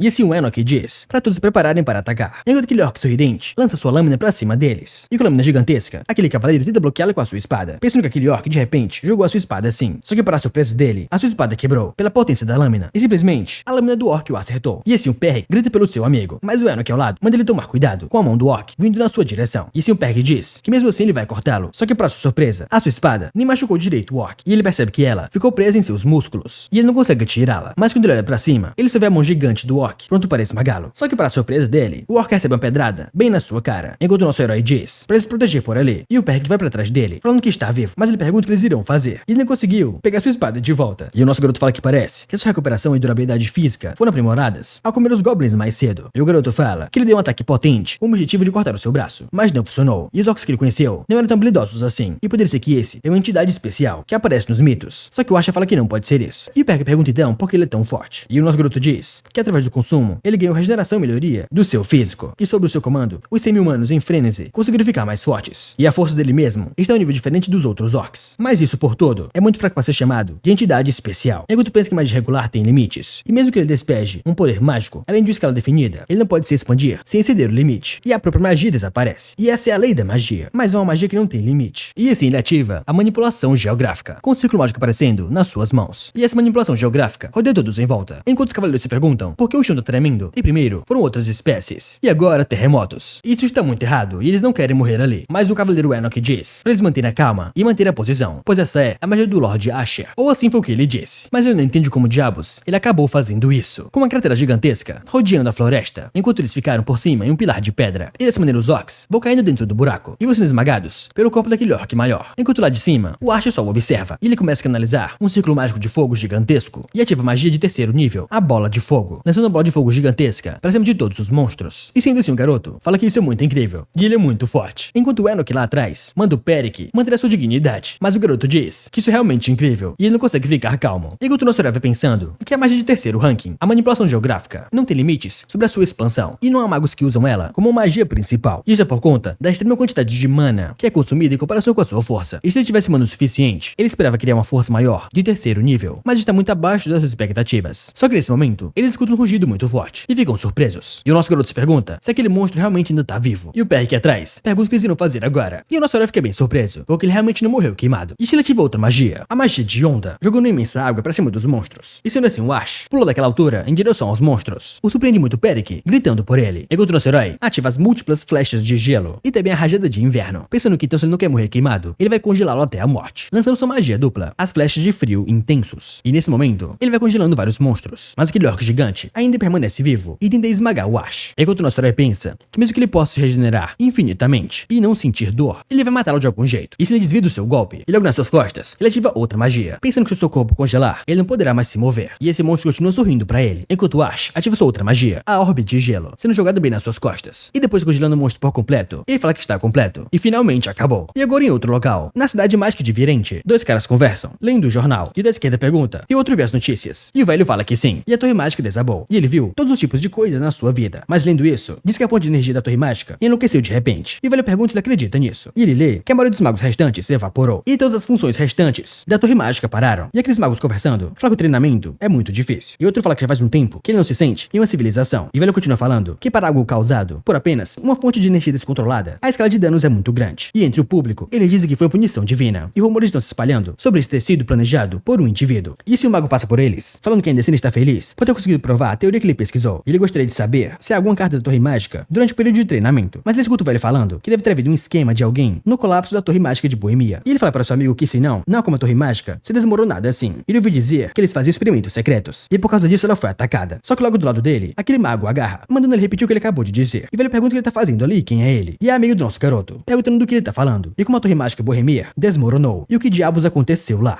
E agora a cena muda para outro local, dentro de um bar, com várias pessoas comemorando o retorno da força de subjugação. E após aquela grande batalha, eles finalmente retornaram para o domínio do Barão Paier. E o Barão realizou um banquete para comemorar isso. E o Barão diz que todos trabalharam duro. E é um milagre que não houve vítimas. E agora que ele pensa nisso, ele não vê o Archer. Só que olhando para o lado, ele viu o nosso garoto chegando. E o nosso herói pergunta se chegou tarde demais. Enquanto o Barão fala que nem um pouco. Ele chegou bem na hora e manda ele tomar um pouco de vinho. E o nosso herói agradece. E fala que a propósito, ele não esperava que ele convidasse nem mesmo soldados comuns para o banquete. E o Archer fala que essas pessoas são as que avançaram para proteger o seu domínio. E e ele não liga pra status. E agora que ele mencionou isso, sobre os bandidos que ele subjugou, ele pergunta se eles não eram muito fortes para bandidos. E o nosso herói fala que eles eram bem diferentes dos restantes dos bandidos que ele conheceu. E se eles tivessem tantas habilidades assim, não precisariam necessariamente recorrer à bandidagem. E ele pensou que com a força deles, teria muitas maneiras de ganhar as vidas, fazendo outras coisas. E o Payet fala que as suas palavras estão um pouco corretas. E ele vai entender quando ver isso. E ele mostra pra ele o anúncio de procura dos dois, que são os registros de criminosos procurados por matarem outros aventureiros, com as recompensas valendo muito dinheiro. E depois que eles sumiram, parece que eles formaram um grupo de bandidos e vieram ali. E o nosso herói pensa que a classe ouro é a quarta classificação mais alta entre as classificações de aventureiros, e um status que só pode ser obtido após inúmeras conquistas. E faz sentido porque havia uma recompensa de 10 milhões de alces. E é por isso que a expressão do barão está muito brilhante. E se a subjugação tivesse continuado sem ele, o dano poderia ser significativo. E ele encara o barão e se pergunta por que ele tá fazendo essa cara. E ele pergunta pra ele o porquê ele tá olhando pra ele assim. E o barão diz que não apenas lidando com os bandidos, mas mesmo com os semi-humanos, no lugar dos aventureiros mortos. Mesmo que a guilda de aventureiros envie os seus agradecimentos, ele é realmente o benfeitor desse domínio. E nosso herói vergonhado fala que não é nada. Enquanto pensa que ele com certeza bebeu demais. Mas o Payet diz que ele se fez de bobo. E de qualquer forma, graças a ele, os aldeões que foram capturados pelos bandidos também foram resgatados. E eles puderam realizar o funeral para as vítimas. E todos o agradecem. E o Payet diz para eles levantarem a taça para o Archer, o mago que salvou o domínio do Barão Payet. E todos começam a comemorar, saudando o Senhor Archer. Enquanto nosso herói pensa que o banquete que se seguiu foi bem diferente da atmosfera da Torre Mágica. E foi um banquete onde todos se divertiram com o coração e mente, sem serem restritos. E diferente da Torre Mágica, que o tratou friamente, esse lugar quente e despretensioso é bastante agradável para ele. E dessa maneira, depois de escapar da Torre Mágica pela primeira vez, ele realmente pôde sorrir. E ele passou a noite assim, sem nem mesmo notar a convulsão que foi o colapso da Torre Mágica por Remir. E agora de volta à Torre Mágica, a Haubelin volta e encara a torre. E fica muito feliz falando que ela sabia que os rumores eram infundados e muito exagerados. E logo ao lado dela, um cara aparece, perguntando se ela voltou de Virente. E ela fala que sim. Ela ouviu dizer que a fonte de energia enlouqueceu e ela estava completamente devastada, mas ela está aliviada por estar mais intacta do que ela pensava. E o cara fala que certo, os edifícios foram restaurados muito rapidamente. E ela fala que a propósito, ela pergunta onde está o Ferden. Mas o cara surpreso fala que enquanto a ele está ali. E quando ela encara aquela lista, ela percebe que são a lista de pessoas desaparecidas, o que choca muito a garota. E ela vê várias fotos, mas principalmente a foto do seu amigo de infância, onde diz que ele está desaparecido e acredita-se que ele tenha sido exposto ao poder mágico da fonte de energia, enquanto auxiliava o serviço no turno da noite. E ela se pergunta o que é isso, e vai lembrando de todas as palavras do seu amigo, enquanto ele negou que iria com ela e ele ficar ali. E ela pensa que então, aquela foi a última vez que ela viu ele, e ela não pode acreditar nisso. E ela fica desesperada, falando que ela não quer se separar do Verden assim, e o seu amigo precioso, que era como uma família. E nesse momento, a sua magia começa a ficar descontrolada. Mas dessa forma, alguém coloca a mão na sua cabeça, mandando ela parar com isso. E descontar a sua raiva nos outros não mudará nada. E ela chama ele de Sr. Valdek e pergunta o que diabos aconteceu com a Torre Mágica. Mas ele fala exatamente como ela vê. Enquanto os magos de alto escalão estavam fora para o festival de magia, a fonte de energia enlouqueceu. E a mana do núcleo, incluindo o gerente de plantação, foram todos aniquilados. E não só isso, mas os dados coletados até agora registram que as pesquisas foram apagadas. E os círculos mágicos do cofre do tesouro foram danificados, resultando em uma perda irreparável. E os livros de feitiços e artefatos, a perda de tudo é imensurável. Mas ele pensa que a perda mais lamentável entre eles é o sujeito experimento número 77. E se pelo menos seu cérebro estivesse inteiro, eles poderiam recuperar os registros de conquistas perdidos. Mas ele fala que pelo menos eles podem se vingar. E embora eles tenham perdido a culpa de quem fez a fonte de energia enlouquecer, eles encontraram uma pista, o que deixa ela surpresa. E ela pergunta o que ele quer dizer com isso. E o mestre da torre diz que 3 horas antes da fonte de energia enlouquecer, havia alguém que desapareceu completamente. E ele até pegou emprestado o poder de outras torres mágicas para rastrear o paradeiro e o passado dessa pessoa. E como resultado ele descobriu. E ele mostra pra ela um pingente. E ela fala que então, esse é o símbolo da Aura Negra. E é dito que eles são um grupo que não apenas estuda magia em segredo, mas que busca o domínio através da magia. E elas perguntam o que eles fazem ali. E o mestre diz que eles conseguiram se infiltrar na torre mágica e fazer com que a fonte de energia enlouquecesse. Mas ele não sabe. E o que é certo é que eles estão envolvidos com esse incidente. E para apaziguar as almas que morreram, eles pretendem criar um esquadrão de aniquilação da Aura Negra. E entre eles, há um lugar preparado para ela. E olhando para sua expressão, parece que a sua resposta já está clara. E ela com muito ódio fala que sim. E depois disso, alguns dias depois, na guilda de aventureiros, do domínio do Barão Payet, o nosso garoto toma seu chá. E alguém se aproxima dele, perguntando se ele esperou muito. E em relação a esse assunto, ele gostaria de oferecer as suas desculpas para o Sr. Asher. E eles definiram o nível de risco para aquele orc o mais alto possível. E enviaram aventureiros de classificação ouro. Mas eles nunca pensaram que algo assim aconteceria. E o Asher fala que tudo bem. E o cara na sua frente agradece a ele pela compreensão. E fala que ele está o certificado de recompensa para a subjugação. E a nossa hora pensa que além do custo original de subjugação e do custo adicional baseado no risco, e a recompensa por trazer de volta o corpo do novo tipo de orc, há um total de 24 milhões de alces. E excluindo os impostos, são 12 milhões de alces. E o cara da guilda diz que ele pode não saber disso, mas pessoas de fora, que não pertencem à guilda, são automaticamente tributadas, sem meio a recompensa. E mesmo que quisessem deduzir o imposto, isso é a lei imperial. E se eles fizerem algo errado, eles serão pegos por evasão fiscal ou peculação, mas só uma maneira de evitar legalmente a tributação. E o nosso herói diz que ele quer dizer que então, ele deveria se tornar um aventureiro. E ele fala que sim, muito animado, falando que em sua guilda, quanto maior a sua classificação, menor o imposto. E já que o Lord Ash é um caso especial, ele pode começar pelo rank Silver. E o nosso herói pensa que se tornar um aventureiro impõe restrições às suas ações futuras. E o gerente da guilda na sua frente fala que agora ele deve apenas assinar o formulário de inscrição. Enquanto o nosso herói vai pensando que o mais importante agora é dinheiro pra ele. E ele fala que isso é o suficiente. E ele deve apenas resolver como está, pensando que ele deve ficar mais forte para se vingar daquela torre mágica de merda.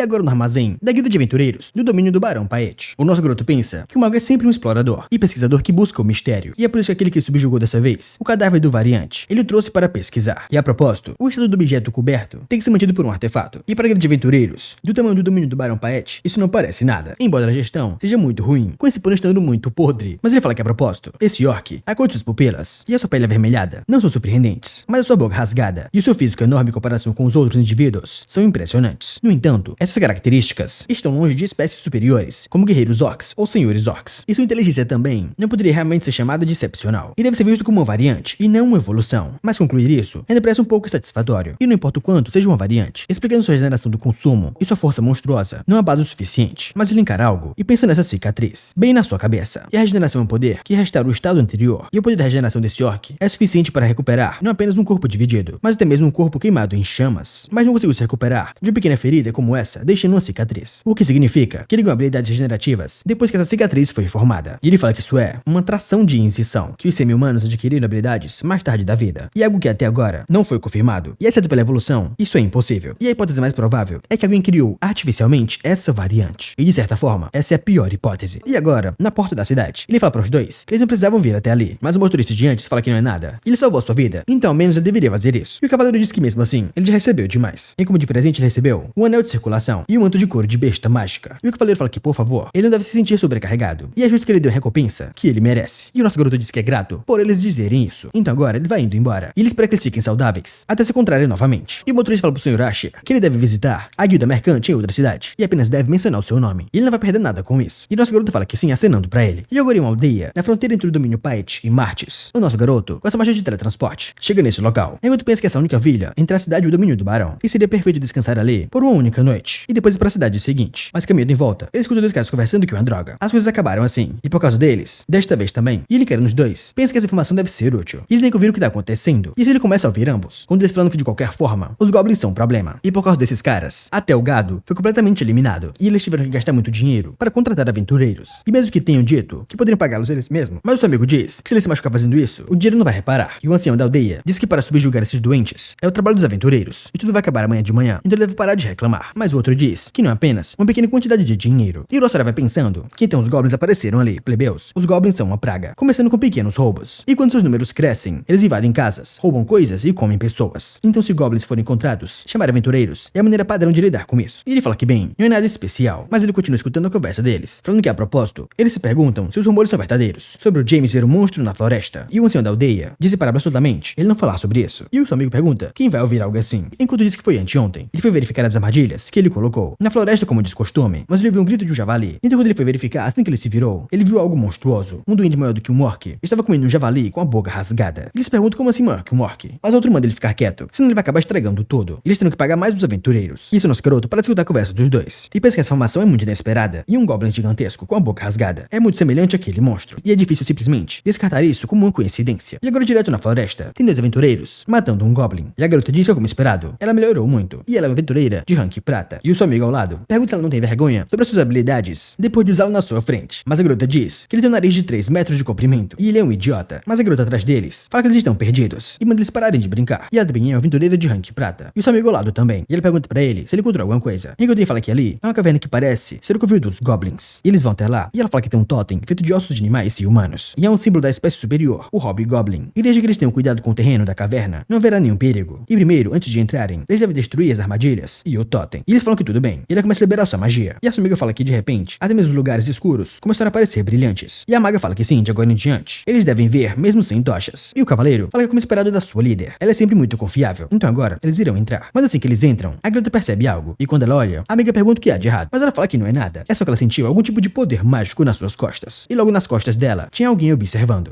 E agora dentro da caverna, na parte mais interior, tem 3 goblins rezando para um altar. Só que para surpresa deles, tem um brilho no fundo e uma flecha atirada bem na sua cabeça. E os aventureiros falam que é agora. E eles começam pra cima matando os goblins. E a arqueira diz que parece que está indo bem e vai acabar em pouco tempo. Mas o líder diz para ela não baixar a guarda, pois ainda não acabou. E agora com os 4 reunidos, a arqueira fala, vai ser um Hobgoblin, então ela vai explorar. E a líder manda ela ter cuidado e sinalizar se algo acontecer. E assim que ela entra, ela sente algo de errado. E o cavaleiro atrás pergunta pra mina o que tem de errado. E ela não consegue falar muito bem, tremendo de medo, pensando que agora ela acabou de ver algo extremamente extremamente assustador, que é um goblin gigantesco, comendo outros goblins. Enquanto eles perguntam o que é esse monstro, e o goblin devorando outro goblin, eles pensam que esse é um doente gigante, canibalizando a sua própria espécie. Isso é algo tipo de indivíduo involutivo, mas o pedido da guilda não mencionou algo assim. E por enquanto, eles irão se concentrar em subjugar aquele cara. E primeiro de tudo, ele é muito grande, mas se isso for tudo, eles podem lidar. Ele da líder diz que vai explicar o plano. E a Myrna, ela deve explodir o olho direito do goblin. E o Suave e o Rock cobram algum tempo pra ela. E eles falam que agora eles irão terminar. E assim a Myrna dá um grande salto. E bem acima do goblin gigantesco, ela tira suas flechas, acertando seu olho esquerdo. E os cavaleiros começam a correr pra cima dele, mandando o outro levantar o escudo. Enquanto mais rápido parte pra cima dele, cortando o seu ombro. E ele pensa que isso é suficiente. Só que pra sua surpresa, o goblin já tenta atacá-lo com a sua mão gigante, pronto para esmagá-lo. Mas a líder deles atrás ativa sua magia, com vários círculos mágicos sendo jogados pra cima do goblin. E ele começa a gritar de dor. E nesse momento ele pega o goblin caído no chão e joga pra cima deles. Enquanto Suave se pergunta se ele realmente jogou um goblin pra cima da sua líder. E ela só vai encarando aquele goblin vindo na sua direção. Enquanto eles mandam ela sair do caminho e ter cuidado. E sendo assim, de um lugar escondido, o nosso garoto ativa sua magia e faz o goblin explodir para outra direção. E quando ela olha, ela cai no chão muito assustada, vendo aquela marca de sangue na parede. E depois outra flecha é acertada na testa do goblin gigantesco. E ele cai no chão. E assim a Myrna pergunta se ela está bem e se ela não está ferida. E ele fala que sim. Enquanto pensa que se ela tivesse colidido com o goblin que voou na sua direção, ela com certeza teria morrido. Mas a sua trajetória foi definitivamente mudada no meio do voo. E eles perguntam o que foi isso. E a Myrna fala que ainda assim, felizmente, eles concluíram a missão sem que ninguém se machucasse. E eles devem se apressar e voltar para a aldeia para receber sua recompensa. E talvez até coletar ainda mais por esse goblin gigante. Enquanto o nosso garoto escondido fala que é um alívio que era importante ter acontecido. E foi bom que ele tenha seguido eles escondidos. E graças a isso, ele pode ver o sujeito de teste que estava ali, o chamado palhaço semi-humano. E desde que ele escapou da torre mágica, os sujeitos de experimentos que ele conheceu até agora, comumente tinham características como maquiagem de palhaços e uma boca rasgada. E com base nessa característica, ele convenientemente chamou esses indivíduos de palhaços demi-humanos. Mas no entanto, esse goblin é diferente do indivíduo de palhaço. Em comparação com os outros indivíduos, a sua força física é relativamente fraca e não parece fortalecer ou regenerar o seu corpo através do canibalismo. E eles perguntam se ele é apenas um goblin grande ou um fracasso qualquer. Mas de qualquer maneira, ele encara aquela maga. E a líder deles diz que por precaução, eles irão verificar se sobrou algum goblin depois de voltar. E ela pede pra Myrna ficar de olho ao seu redor. E o Rock e o Suave tomem pelo outro caminho. Enquanto o nosso garoto pensa que ela é realmente sensível à mana próxima dela. E ela foi capaz de quase detectar o seu mana do lado de fora da caverna. E com certeza não foi coincidência. E ele fala que no final não houve retorno. Só que para a surpresa do nosso garoto, ele escuta uma voz saindo da caverna, falando que bem, um convidado que não foi convidado veio enquanto ele estava fora. Isso é realmente interessante. E assim os cavaleiros falam que parece que eles não são aventureiros. Ele manda que eles se identifiquem. E se ele ignorar e se aproximar mais, ela vai atacar. Mas o cara pede licença e fala que está atrasado para se apresentar. E ele é o gerente desse lugar, o lugar o qual ela estragou. E ele claramente restringiu suas atividades. Mas enquanto ele estava brevemente fora, eles até fizeram um totem. E por causa disso, ela descobriu esse lugar. E mesmo que ele mexa em seus cérebros, suprimindo seus instintos, parece impossível. E ele pergunta se havia algo de incomum com aquele goblin. Como se comportar de maneira diferente de um goblin qualquer, ou algo assim. Mas ele não obteve respostas deles. E ele fala que bem, vendo que não há resposta, parece que foi normal. E se o médico descobrir isso, ele ficará furioso. E não tem o que ele possa fazer. E já que aconteceu, então é certo que ele comece a resolver as coisas. E portanto, todos terão que morrer ali, para não ter evidências. E esse líder diz que então ele quer dizer que ele vai enfrentar todos sozinhos. E esse desconhecido diz que ele está perguntando o óbvio. E por sua causa, aquela coisa morreu. E o experimento em andamento foi interrompido. E mesmo que o sujeito de teste não tivesse morrido, não é garantia de que ela não revelaria informações sobre esse lugar. E a líder pergunta que se eles mantiverem isso em segredo, não deve haver necessidade de brigar. Mas o cavaleiro pergunta se ela tem alguma garantia de que vai manter isso em segredo. E mesmo que ela mantenha isso em segredo, ele não tem a intenção de deixá-los voltar. E pra ser honesto, ele adoraria ouvir os seus gritos, já ativando uma aura sombria. E perguntando agora quem quer ser o primeiro a morrer, com todos eles sendo suprimidos pela sua aura. Só que logo nas suas costas, alguém diz que ele será o único a morrer. E ele dá risada, falando que eles realmente são patéticos. Só que pra surpresa dele, eles perguntam de quem é essa voz. E ela acabou de vir das suas costas. E quem disse isso? Mas em um momento, ele é atacado pelas costas. E finalmente nosso garoto aparece, falando que então ele quer ouvir o grito de todos morrendo. E ainda teve a audácia de perguntar quem quer morrer primeiro. E parece que é ele quem estava blefando. E ele é realmente patético. E o nosso garoto pergunta pra ele se ele não está certo, já que vários círculos mágicos prontos para atacá-lo.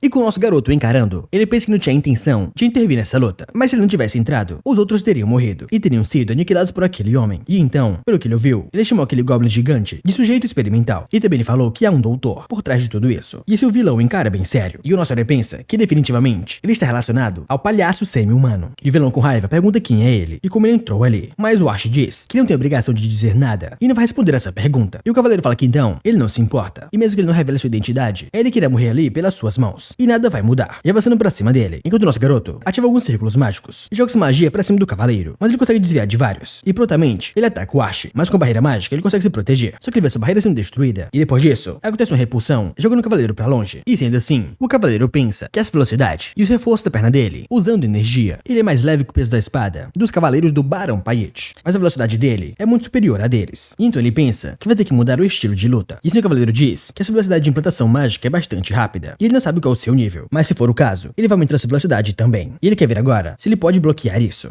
já partindo rapidamente pra cima do Ash. Mais rapidamente o nosso garoto ativa o Vendaval do Inverno, o Pingente de Gelo, a sua magia dupla de gelo, enquanto o vilão pensa que ele atribuiu frio e vento simultaneamente. E que tipo de monstro é esse? E com dois círculos mágicos grandes, e em volta de vários outros círculos mágicos, bem ao seu lado, várias lâminas de gelo aparecem para ferir o cavaleiro, e ele fala que ele usa magia dupla de 2 elementos, e é realmente impressionante. Mas se for contra ele, tudo isso é sem sentido, aparecendo bem nas suas costas, pronto para finalizá-lo. E quando ele estava prestes a finalizar o nosso garoto pelas suas costas, o Ash desvia rapidamente, surpreendendo o vilão, e ele se pergunta como um mero mago evitou seu ataque assim. Enquanto a garota maga lá atrás se pergunta se esse mago realmente pode ter uma reação tão rápida assim. E nesse momento o nosso garoto ativa a ignição, coberto por chamas, e uma grande explosão acontece dentro da caverna. E depois da explosão, o vilão diz que para deliberadamente o atrai para o combate corpo a corpo, para um contra-ataque, é um estilo de luta muito diferente para um mago. Mas isso é tudo, e esse método não vai funcionar mais com ele. E então para o atrair para uma armadilha, não vai funcionar como agora. E o nosso garoto diz que se o atrair para uma armadilha, não vai funcionar como antes. Então o que ele tem que fazer agora é lutar como um mago de novo. E se ele ativa um círculo mágico e um pilar de pedra, aparece diante dos aventureiros. E eles perguntam o que diabos é aquilo. E a garota começa a gritar, falando que o chão tá tremendo e se movendo de repente. E está muito alto. E eles lá em cima observam e se perguntam que magia é essa. Mas a maga diz que a magia é conhecida pelo seu consumo ineficiente de mana, mas ele está usando em combate real. E se ele continuar enviando magias de larga escala, juntamente com lançamentos duplos, ele não terá mais mana. E esse tipo de luta mágica, ela nunca ouviu falar disso. E o vilão se pergunta que diabos é isso. E ele diz que lutaria como um mago, mas ele fugiu para o ar. E se ele realmente acha que ele não pode fazer nada com ele só porque ele está acima, enquanto pensa com a droga, ele não conseguirá se mover no ar, e usando magia pesada de mana e criando essas coisas. Ele não sabe qual é o seu motivo, mas ele encara o chão e se pergunta o que é isso. Enquanto lá em cima o Ash diz que os cacos de gelo derreteram por causa das chamas de mais cedo. E segura sua magia, ele estende sua mão em direção ao vilão, e o vilão pensa que isso não pode ser. E a maga lá em cima só encara ele e percebe que então ele ativou a magia de atributo relâmpago, jogando contra as poças de água bem em cima daquele cavaleiro vilão. Enquanto a garota pensa que é um atributo que até mesmo poucos professores da academia podem usar, uma magia de rank 3, sendo lançada sobre aquele vilão. E ele começa a gritar de dor, falando que é uma droga e como ele pode fazer isso. Enquanto pensa nesse bastardo e não entende qual é a sua verdadeira identidade, e não apenas fogo, gelo, vento e até mesmo um atributo de alto escalão como o relâmpago. Ele pode usar várias coisas, e para surpresa dele tem outro elemento que ele ainda não usou, que é o elemento terra, sendo lançado pra cima dele. E depois da grande explosão, o nosso garoto vai sobrevoando até lá, falando que ele quer perguntar uma coisa. Havia um orc semelhante no domínio do Barão Payet, e ele pergunta se está tudo relacionado a esse mago que ele comentou. E o vilão, completamente derrotado e tremendo, fala que não é à toa que aquela área estava quieta e foi obra sua. E ele dá risada, falando que talvez ele tenha vindo da Arca. Enquanto o nosso garoto se pergunta como assim Arca, e o cavaleiro diz que pela sua expressão, ele deve ter ouvido isso pela primeira vez. Então pelo visto ele não sabe, e só manda então agora ele o matar. Só que o Ash fala que antes disso, ele deve responder a sua pergunta. E onde está esse seu doutor? Mas o cavaleiro pergunta pra ele por que ele está tão curioso sobre isso. E o nosso herói só diz que ele está interessado nos experimentos que eles estão fazendo. Enquanto o vilão pensa que seria perigoso se ele o permitisse chegar perto do doutor. E enquanto ele vai falando, ele simplesmente para e lança algo da sua boca, pensando que então ele vai morrer junto com ele ali. E simplesmente algo que sai da sua boca vai em direção ao nosso garoto, mas é parado pela sua barreira mágica. Enquanto o nosso herói diz que então essa é a sua resposta. E ele entende. E desse momento, ele ativa a magia estiçalhada de terra e rasga o corpo do vilão, enquanto vai removendo sua magia sobre os aventureiros. Enquanto pensa que ele tinha pensado que tinha conseguido uma pista sobre o tal palhaço semi-humano, mas acabou sendo fútil no final. E não importa mais nada, por enquanto ele vai fazer o que tem que fazer, que é o mais importante. E se levar até eles com eles tremendo de medo. E ele fala que então de agora adiante, todos eles terão que seguir as suas instruções. Com a garota tremendo de medo, só encarando o nosso garoto com a sua tremenda presença.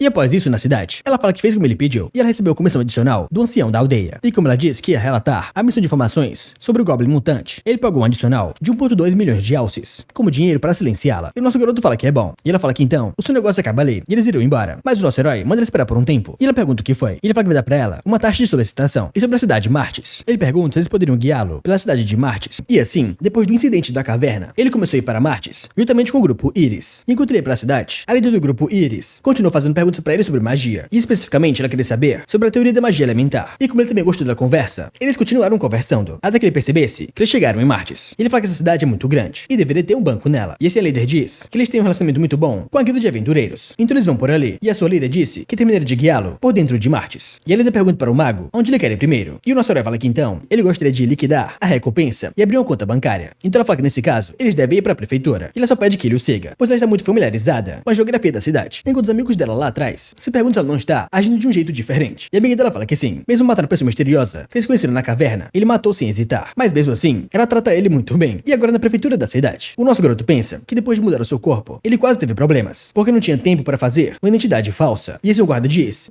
que se a sua identidade não pudesse ser confirmada, a entrada é proibida. Mas ele pensa que felizmente, através da garantia do Barão Payet, ele conseguiu entrar na prefeitura, mostrando para eles o certificado que ele ganhou. E ele pensa que não foi só isso, mas o prefeito de Martes ouviu a notícia da chegada da carta de garantia do Lord Payet. E o prefeito dizia que ele é o seu amigo, e ele já recebeu a notícia. Então eles dizem que ele fez uma grande ação dessa vez. E até ele deixou o domínio Payet e recebeu muitos favores do seu senhor. E ele pede, por favor, ele aceite isso como sinal de gratidão por salvar aquela cidade. E o nosso garoto pensa que então, ele está dizendo que sua família estava a domínio do Barão Payet e expressando gratidão por subjugar os bandidos. E deu pra ele um presente inesperado, até mesmo emitindo uma carteira de identidade nova. E graças a isso, ele conseguiu abrir uma conta. Então é uma grande sorte pra ele. E a conta que ele usa como Verden ainda pode estar lá. E se ele usar isso, o senhor da Torre Mágica vai saber do seu paradeiro. Então ele não pode usá-la de forma alguma. E se ele for um ferreiro e fala pra ele que gostaria que isso fosse transformado em formulário de equipe. E o ferreiro diz que pra fazer isso, ele precisa de um tempo para pegar os materiais e fabricá-los. E deve levar em volta de 3 dias. E o ferreiro dá pra ele um cajado e manda ele usar isso por enquanto. E aquela maga pergunta se ele prefere uma caixa ao invés de uma varinha. E o nosso garoto diz que está acostumado com isso por varrer muito. E ela pergunta como assim vassoura? E o que é isso? E agora em frente, a biblioteca da cidade. O nosso garoto fala que então deveria haver livros sobre magia encantada lá dentro. E ela bem nervosa fala que pode haver, mas livros sofisticados não terão ali. E o Arch fala que não importa, o básico já é o suficiente. E ela pergunta então quantos livros ele gostaria. E ele fala que todos que eles têm. E agora na grande sala de leitura da biblioteca de Martes, aquele bibliotecário fala que são um pouco difícil de fazer. Só que o nosso garoto pede que por favor ele pegue isso para pagar a taxa de aluguel e mova eles para o último andar do Hotel Roxy. E o atendente pergunta quantos livros ele deve levar. E o nosso herói fala que todos eles, o que surpreende muito os dois. O atendente pensando que essa é a maior receita de todos os tempos, enquanto a maga pensa que recebendo recompensa dessas e abrindo uma conta, solicitando equipamento e alugando livros de magia, de encantamento. Isso é realmente uma loucura e é muito cansativo. E elas perguntam quem diabos é esse homem. E ela encara ele e pergunta se essa orientação é o suficiente. E o nosso herói fala que sim, é o suficiente por hoje. E ela fala que agora que ela pensa nisso, ela ainda não viu seu nome e pergunta como deve chamá-lo. E o nosso protagonista diz que seu nome é Archie, mas ela pode chamá-lo como ela quiser. Então ela fala que vai chamá-lo de Sênior. E ela pede que por favor ele fale com ela confortavelmente. E o Archie se pergunta como assim Sênior, enquanto ela pensa que esse é o momento para fazer perguntas da qual ela tá curiosa. E ela fala pra ele que absolutamente ela não está tentando interrogá-lo, mas pergunta pra ele o que ele estava fazendo na caverna. Enquanto o nosso herói preocupado se pergunta o que ele deveria falar. E ele não pode dizer exatamente o porquê ele salvou eles. E talvez ele possa dizer que foi por acaso, mas pode parecer estranho. E ele fala pra ela que também irá falar confortavelmente. E naquela época, ele estava perseguindo uma pessoa. E ele pergunta como assim pessoa? Isso talvez seja aquele homem. E ela percebe que agora que ela pensa nisso, naquela caverna, aquele cara falou sobre alguém como o doutor. E ele perguntou sobre isso. Então a pessoa que ele estava perseguindo deve ser esse doutor. E Deus fala que no final não houve muito ganho. No entanto, isso é o suficiente por hoje. E ela pode voltar agora. Mas ela fala pra ele que vai levá-lo até o hotel, pois ele não deve saber como ir pra lá. E agora à noite, ela deseja a ele uma boa noite. E fala que amanhã ele se vem. Enquanto fala que finalmente acabou. E ele realmente é uma pessoa muito estranha. Não importa como ela veja. As habilidades mágicas dele são excelentes. E é o suficiente para lidar com todos os atributos elementares. E a mana cuja profundidade ela não pode dizer. E não só isso. Em uma idade tão jovem, mais jovem que ela, ele é proficiente no ensino e tem uma autocompreensão na teoria. E é quase como se ele fosse um professor da academia. E além disso, aquele rosto bonito dele, ele parece ser bem popular. Mas quando ela realmente fala com ele, e parece que ela fala com um espantalho. Ou talvez ele esteja apenas vivendo pela sua aparência. E ela muito envergonhada se pergunta o que é isso. E porque o rostinho bonito dele continua aparecendo na sua mente. Mas ainda assim ela pensa que enquanto ela vive como aventureira, depois de se formar na academia, ele é o mágico mais notável que ela já conheceu. E ela nunca conheceu alguém com esse nível de habilidade. E amanhã, ela vai fazer novas perguntas sobre a magia elementar. Só que enquanto ela anda, uma explosão acontece no hotel. E elas perguntam que diabos é isso. E por que o Hotel Roxy está pegando fogo. E elas perguntam se talvez foi sobre o que ele disse mais cedo. E isso ela percebe uma forma humana saindo do fogo. E ela fica muito assustada, se perguntando o que é isso. Só que era do nosso garoto, coberto de poder.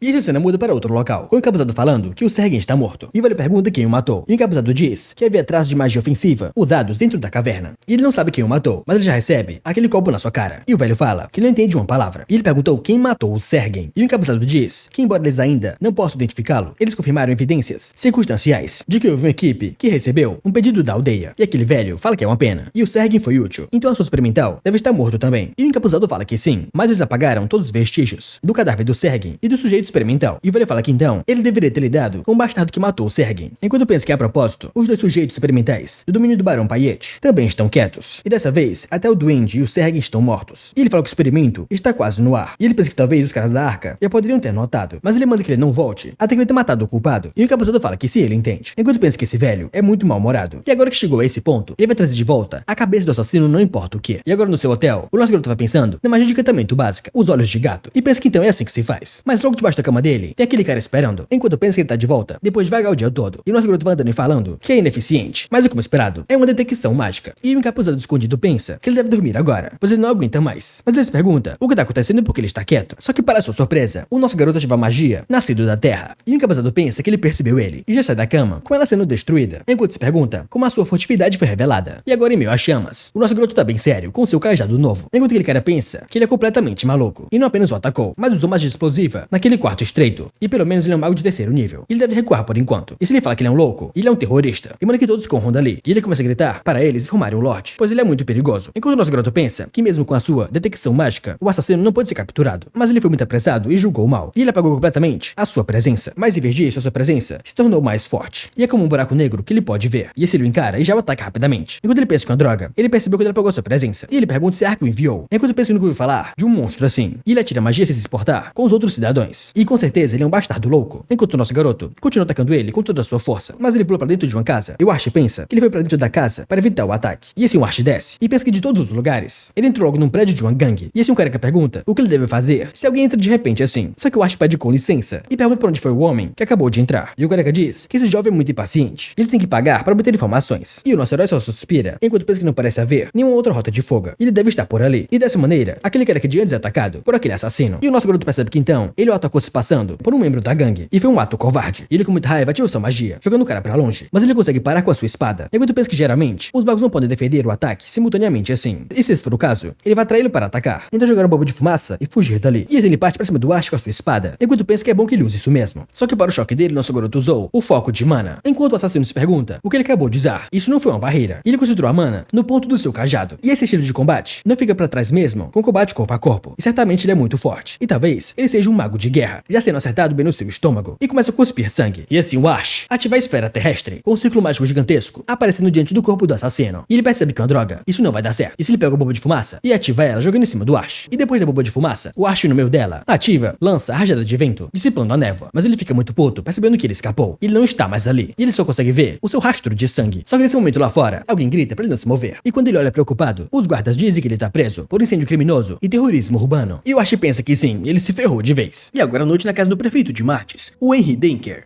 Ele fala que estão resumindo o relatório de agora há pouco. Ele está dizendo que o Asher foi o responsável pelo ataque terrorista. E o cavaleiro fala que não, mas parece que o mago Asher foi a vítima. E alguém tentou assassiná-lo depois que ele voltou para a estalagem, o que acabou gerando confusão e um confronto. Mas isso parece estar ligado a um incidente recente, envolvendo a tentativa de assassinato de um aventureiro afiliado à sua guilda. E esse cara é o Oscar, o mestre da guilda dos Cavaleiros de Martes. E se o prefeito fala que do ponto de vista do Asher, deve ser frustrante ter se envolvido em um incidente logo quando chega em Martes. E ele pergunta quais foram os danos. E o cavaleiro fala que apenas o último andar da estalagem onde o Aster estava foi parcialmente destruído, e o criminoso procurado dos cortiços acabou morrendo, e o assassino responsável ainda está sendo procurado. E além disso, separadamente do incidente terrorista, eles receberam o depoimento de um aventureiro que defendeu o Asher, e ele afirma ter encontrado um goblin mutante e um agressor armado dentro de uma caverna. Mas quando foram até o local, não havia sinal do corpo nem do goblin, nenhum vestígio, não havia nada, o que surpreende muito o prefeito, que fala que então foram sem corpos, sem monstros, nem mesmo uma menor criatura, o que significa que, incluindo a recente tentativa de assassinato, parece haver um grupo organizado mirando nos aventureiros. Então o que ele tá dizendo é que pode acontecer mais incidentes como esse. E o cavaleiro fala que sim, é possível, e é por isso que ele tentou designar um guarda-costas para o Asher. E o velho, surpreso com o modo que ele fala, pergunta qual o problema. E ele fala que os boatos já se espalharam por toda a cidade, dizendo que o Asher era um terrorista por trás do incidente. Então por isso tanto os aventureiros quanto os soldados estão se recusando a protegê-lo. Então é bem problemático. E o Henry fala que tudo bem então. Ele vai falar com seus próprios cavaleiros sobre isso. Então agora no dia seguinte, na recepção da prefeitura de Martes, o nosso garoto sentado vai pensando que a transformação do cajado foi completamente rápida, e como seu equipamento já está pronto, ele deve começar a perseguição imediatamente. Só que para sua surpresa, um cavaleiro entra na sala e fala que então ele deve ser o Asher, e ele é o Jason, vice-capitão dos Cavaleiros de Martes. E até que a sua segurança esteja garantida, ele será o seu guarda-costas. E ele pergunta para o nosso garoto se ele tem alguma pergunta, enquanto encara o Asher, e se pergunta se esse é o tal de mago maluco famoso por aí. E o nosso proto encara e fala que então ele ganhou um guarda, e ele acha que então está livre de suspeitas. Mas ele pensa que esse moleque parece bem jovem, e ainda assim é de nível 3. E se ele pergunta para o guarda se ele pode sair agora, e o guarda fala que só se ele confirmar em ficar com ele. E o nosso garoto chama ele de vice-capitão, e fala que é uma pena, mas não tem outro jeito, e eles podem ir agora. Mas o vice-capitão pergunta o que ele acabou de dizer, mas logo depois ele muda a pergunta, querendo saber para onde eles vão agora. Então, meio-dia depois, aquele cavaleiro muito puto pergunta onde exatamente eles estão indo dessa vez. Enquanto o nosso garoto diz que poderia se mexer livremente, se ele ficasse com ele. Então ele vai ter que acompanhá-lo por algumas horas, deixando o cara muito nervoso com isso. Mas depois do tempo eles finalmente chegam, com o Master falando que esse é o lugar que ele pretendia visitar. E o guarda encarando o local, percebe que então eles deram esse tempo todo para chegar ali, mas eles perguntam o que eles verão lá dentro. Mas antes que ele pudesse perguntar para o Asher, o nosso garoto lança uma imensa magia, destruindo aquela casa, o que surpreende muito o guarda, percebendo que então ele é realmente maluco, e ele acabou de destruir uma casa com magia. E o Asher fala que veio a esse lugar procurar alguém, o assassino que tentou matá-lo ontem. E o guarda pergunta se ele tá falando que o assassino está ali,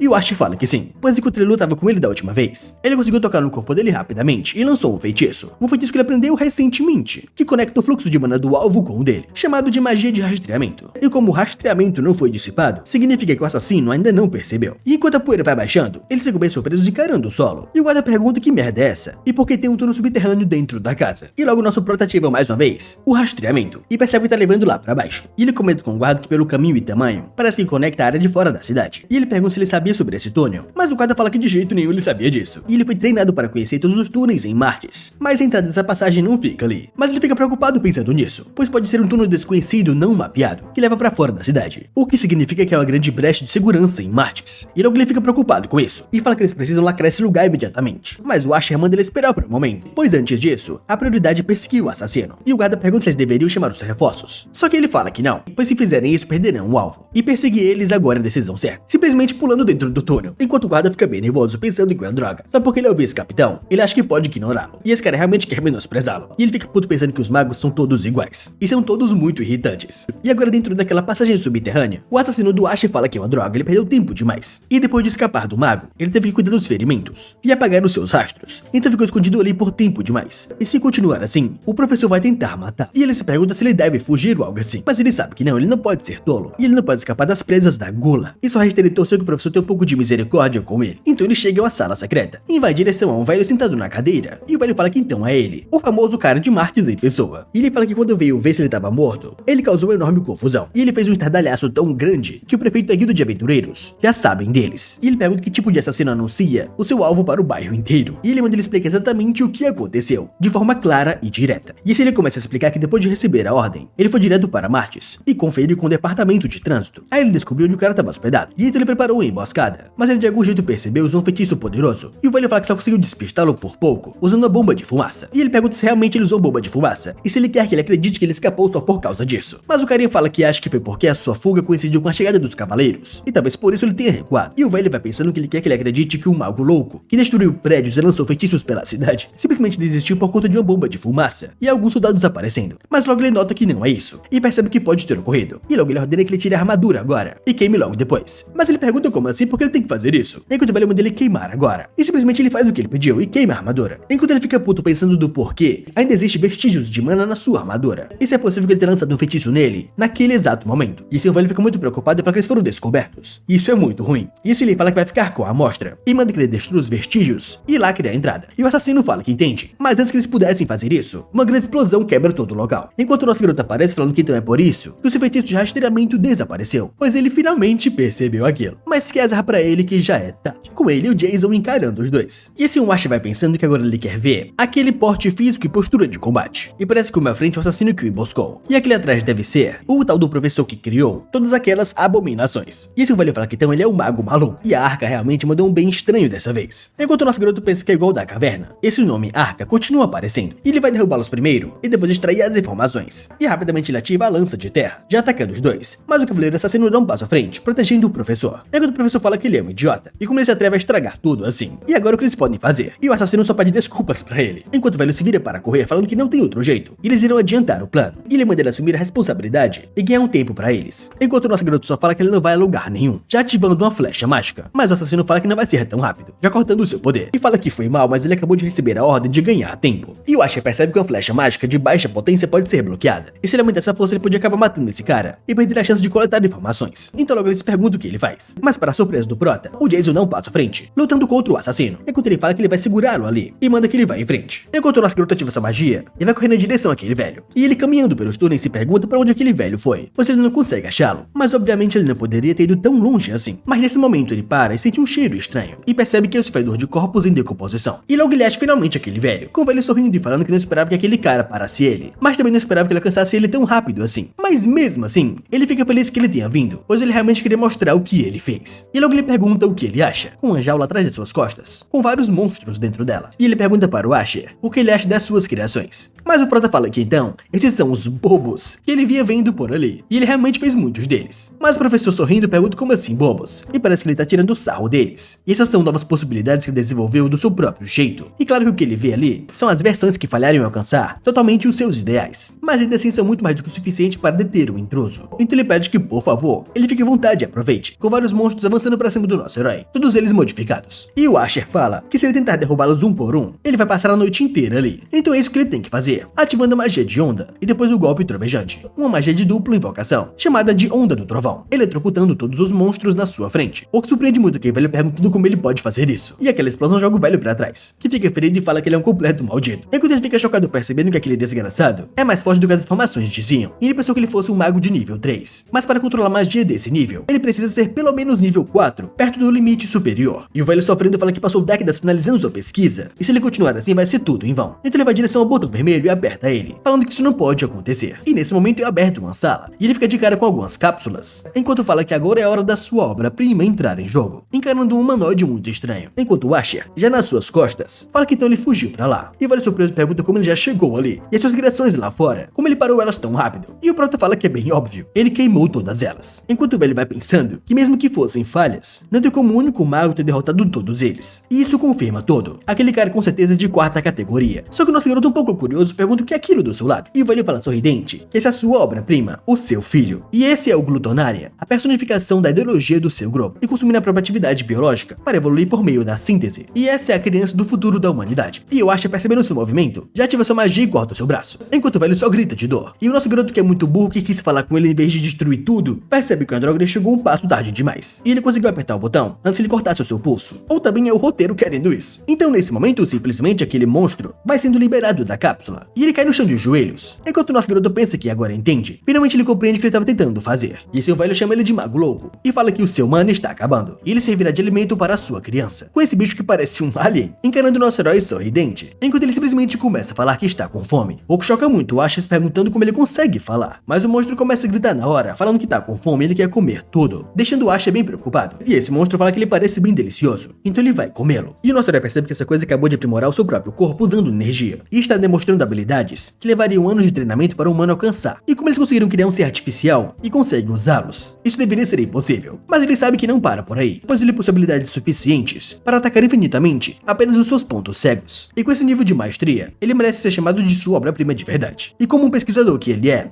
ele está muito fascinado, já vendo aquele monstro avançando pra cima dele, enquanto ele ativa uma barreira rapidamente. Só que assim que o monstro chegou próximo dele, ele recebeu uma cajadada na cara, jogando ele contra a parede. E o nosso garoto muito puto fala que no fim esse monstro ainda não é páreo pra ele. E se nos é dito que o Asher/Verdan tem uma habilidade bem particular. Para sobreviver 7 anos como cobaia da torre mágica de Boheim, ele teve que controlar sua raiva explosiva o tempo todo. E depois, quando ele voltava para o seu quarto, após outros experimentos, ele transformava aquelas emoções acumuladas em força para seguir em frente, e conseguiu concluir a teoria de desafiar o céu. E talvez seja por isso que quando suas emoções se agitam, mais sua raiva cresce, mais sua mente fica mais clara, e sua frieza racional domina tudo. E ele pensa que vai chamar essa criatura de obra-prima do professor um mortal para facilitar. E as habilidades físicas desse mortal eram tão poderosas quanto a dos orcs bobos de Peach, e sua regeneração também é impressionante. Mas sua elasticidade, flexibilidade e velocidade são extraordinariamente superiores. Com aquele aquele monstro avançando pra cima do Asher, enquanto o Asher estende o seu cajado, enquanto pensa que no fim, ainda é só isso mesmo. E quando o monstro fica próximo dele, o nosso prota tenta atacá-lo, mas o monstro consegue desviar rindo do Asher, só que para sua surpresa, ele recebe uma estacada de pedra na sua cara, enquanto o nosso prota fala que aquilo agora foi uma farsa, falando que ele é um completo idiota, e rapidamente ele ativa a flecha mágica, aparecendo bem diante do monstro, enquanto ele vai pensando que falta técnica, comparado a um cavaleiro treinado, e ele não sabe nem reconhecer os golpes mais básicos, e essa coisa só desferia socos com a força brutal, e é basicamente uma besta em forma humana, já com sua magia de terra, estacando o corpo do mortal, e várias estacas começam a espetar o seu corpo, enquanto o Asher fala que é fraco demais para ser chamado de obra-prima, e o velho tremendo de medo se pergunta como isso pode estar acontecendo, e se a sua obra-prima realmente falhou, e ele absorve características nas presas ao consumi-las, e um ser que cresce cada vez mais forte, o verdadeiro neo-humano, e assim mesmo foi derrotado de forma tão fácil, mas ele pensa que não, aquela criança acabou de despertar, e ainda está com fome e não consegue usar todo o seu poder, e se ele tivesse só mais uma chance, ele pode alimentá-lo com seu braço arrancado para recuperar a sua força, e se ele pode matar aquele mago e fugir dali. Só que o nosso garoto vai se aproximando, e fala para o professor que pela facilidade pelos rastros deixados, deve haver registros, e ele pergunta onde estão os relatórios dos experimentos, pois pelo que ele ouviu ele disse que esse é o seu filho, e se ele não entrega os relatórios dos experimentos, ele vai matar o seu filho ali mesmo, e o velho preocupado com isso fala que certo ele entende, enquanto pensa que essa é a sua chance, e aquele homem também é um mago, e se ele ver os seus registros, pode ser que ele deixe viver, e se ele fala que não se importa, de mostrar pra ele os registros, enquanto ele acha que ele vai provar o valor da sua pesquisa cruel, e assim o Asher começa a ler aquilo, e fala que acha que não vai precisar mais disso, e o velho surpreso pergunta o que ele pensa que está fazendo, enquanto o Asher fala que do ponto de vista biológico, essa pesquisa tem um valor altíssimo, tirando as questões éticas, ela rivaliza até mesmo com a torre mágica de Borremir, e logo o velho surpreso pergunta então por quê, mas nosso garoto fala simplesmente que é porque isso não combina com ele, e mesmo assim o plano terrorista no final desses registros pode valer uma fortuna, e o velho começa a gritar, mandando ele esperar por isso, e se ele vai matar ele e o neo-humano, sem mais nem menos assim, enquanto o Asher fala que se ele explicar o que são Arca e Gula, talvez ele repense, mas logo ele percebe algo e fala que deixa pra lá, e ele só estava tentando conseguir informações, mas o Jason já está a caminho dali,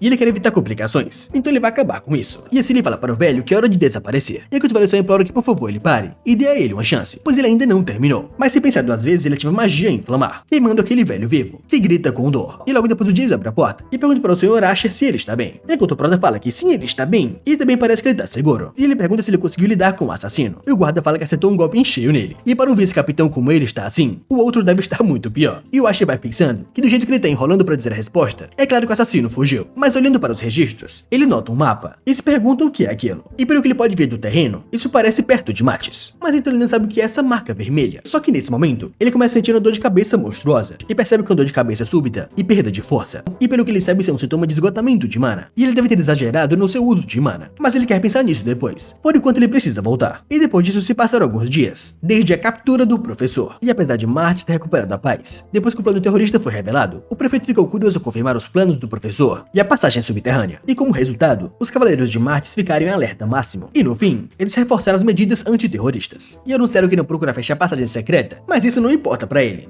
e o que realmente importa agora é a aplicação dos estimulantes para a expansão do círculo de mana, e graças às injeções que ele levou até o limite do seu corpo, ele encurtou anos de crescimento comum de um mago para apenas algumas semanas, e as suas vezes realmente são muito estranhas, e ele é muito ofegante, mas ainda assim determinado, pensa que agora é hora de ir para o próximo estágio, e agora ele alcançou o terceiro nível médio, no sistema de magia elemental de Verda, e logo a cena corta para outro local, onde parece um castelo, com um cara sentado num trono, falando que então o professor está morto, e ele estava se perguntando quando ele lidar com ele, e de qualquer jeito, ele tem menos uma coisa chata para se preocupar, e então quem o matou foi aquele mago Asher, ele realmente vai ter que encontrá-lo pessoalmente, pois ele está muito curioso sobre esse cara, e assim no outro dia de volta a Martis, no campo de treinamento de cavaleiros, o nosso garoto tá lá treinando, enquanto pensa que o local está marcado no mapa do doutor, indo direto ao ponto, ele descobriu que era um antigo laboratório, que já está fora de uso, e ficava na floresta nos arredores de Martis, escondido sobre uma árvore gigante na parte mais profunda do bosque, e só era possível entrar depois de desativar o dispositivo mágico, e lá dentro havia apenas ratos e insetos, nenhuma outra forma de vida foi encontrada, e o que ele conseguiu encontrar lá, foi o selo em forma de dente descrito no diário do doutor, e o couro de Mashbat, conhecido por sua alta resistência física, e no fim ele não conseguiu obter nenhuma informação, nem sobre a tal arca, nem sobre o grupo chamado Gula, mas ainda assim o couro de Mashbat é bem valioso, e ele evitou um desastre em Martis, então ele já deve se dar por satisfeito por enquanto, só que logo atrás dele o Jason aparece, falando que o senhor está o chamando, e o prefeito está procurando por ele, e finalmente na casa do prefeito, com a casa bem bonita por sinal, o prefeito e o Asher conversam, com ele falando que tem uma grande dívida com o nosso garoto, enquanto o Asher fala que de jeito nenhum, e o prefeito fala que graças ao documento do plano terrorista que ele conseguiu descobrir, eles capturaram os remanescentes que estavam escondidos na cidade, mas todos eles eram lunáticos, enlouquecidos pelo dinheiro que receberam do doutor, então não conseguiram tirar a informação útil deles, e ele fala para o Asher que apesar do seu grande feito, ele precisa pedir perdão por ter mantido tudo isso em segredo, só que o nosso garoto fala que tá tudo bem, e se a notícia do plano terrorista vazar, voltasse, a população inteira ficaria preocupada. E ele sabe que a reputação é tudo. E ele não é aventureiro nem mercenário. Então se ele quer ganhar dinheiro e experiência, ele precisa construir sua reputação. E com a reputação crescente de ser um mago que salvou a cidade, as oportunidades, como é que apareceu no território de Peach, devem aumentar. E o seu velho fala que então, eles irão seguir em frente. Enquanto o nosso garoto pensa que mesmo assim, a razão pela qual ela aceitou manter esse incidente em segredo é porque esse lugar guarda mercadorias valiosas, seja compradas diretamente pela prefeitura ou confiscadas de criminosos. E logo o prefeito leva para o cofre de armazenamento de itens mágicos, o que choca muito Asher vendo aquela cena. E o prefeito fala que como recompensa, pelo seu grande esforço, ele pode escolher um item dali. Qualquer coisa que ele quiser ele pode levar. E o Asher fala que se ele não se importa, ele vai precisar de um tempinho. E ele vai caminhando e vê espadas, escudo, armaduras, vários itens muito bons. E ele fala que tem até armas de alta qualidade e artefatos mágicos. E o prefeito manda que ele fique à vontade em escolher o que chamar a sua atenção. E o nosso herói vai pensando que as oportunidades para construir boa reputação são muitas, mas as chances de conseguir itens mágicos raros são bem poucas. E ele pergunta para o prefeito se ele pode avaliar eles. E o prefeito fala que ele nem é um avaliador certificado, mas já pode fazer a avaliação, isso é muito interessante. E ele fala que ele pode começar. E logo Asher começa a observar o bastão muda, que aumenta ligeiramente a velocidade de conjuração, e fala que não é ruim, mas o que ele tem agora é melhor. E depois ele vê a capa mágica, que tem uma pequena resistência a cortes, e também a fogo, e também o anel de recuperação, que recupera feridas e recupera energia também. E pensando que nenhum ali parece valer a pena trocar pelo que ele tem, eles perguntam se ele deveria vender a espada de Mithril e trocar por outra. Mas logo ele nota algo estranho e pergunta o que é aquele anel. E ele percebe que ele não pode usar a magia a avaliar, então parece que não é um item mágico. E o prefeito diz que ele não precisa se apressar para decidir. E eles têm bastante tempo, então ele pode ficar à vontade e olhar para o que quiser. Então finalmente depois de um bom tempo, e não foi um dia, mas foi vários dias, o prefeito está muito cansado e fala que está na hora dele escolher, enquanto o nosso garoto só pede desculpas. E o velho pensa que ele achou que ele seria rápido, mas esse cara é surpreendentemente detalhista. E assim ele fala que vai pegar isso, chamado de colar de proteção, onde cria uma barreira de mana automática. E o velho fala que tem o colar da proteção, e não é uma escolha ruim, mas ele provavelmente vai consumir mais mana do que conjurar uma barreira diretamente. E ele pergunta se ele vai conseguir lidar com isso. E o Asher fala que não tem problema, enquanto o velho pensa que mesmo assim, só pra dar isso pra ele é meio sem graça. E ele também deveria dar aquele anel, ele estava de olho antes. Então o velho fala para o Asher que por favor ele leve isso também. O que surpreende nosso garoto, pois ele falou que ele poderia escolher somente um, mas o velho fala que tudo bem, ele é o herói de Martis, e ainda mais o item não é um problema pra ele. E deixando isso de lado, ele pergunta se ele vai sair de Martis agora, mas o Asher fala que não, ele pretende ficar ali por um tempo, pois tem algo que ele precisa fazer,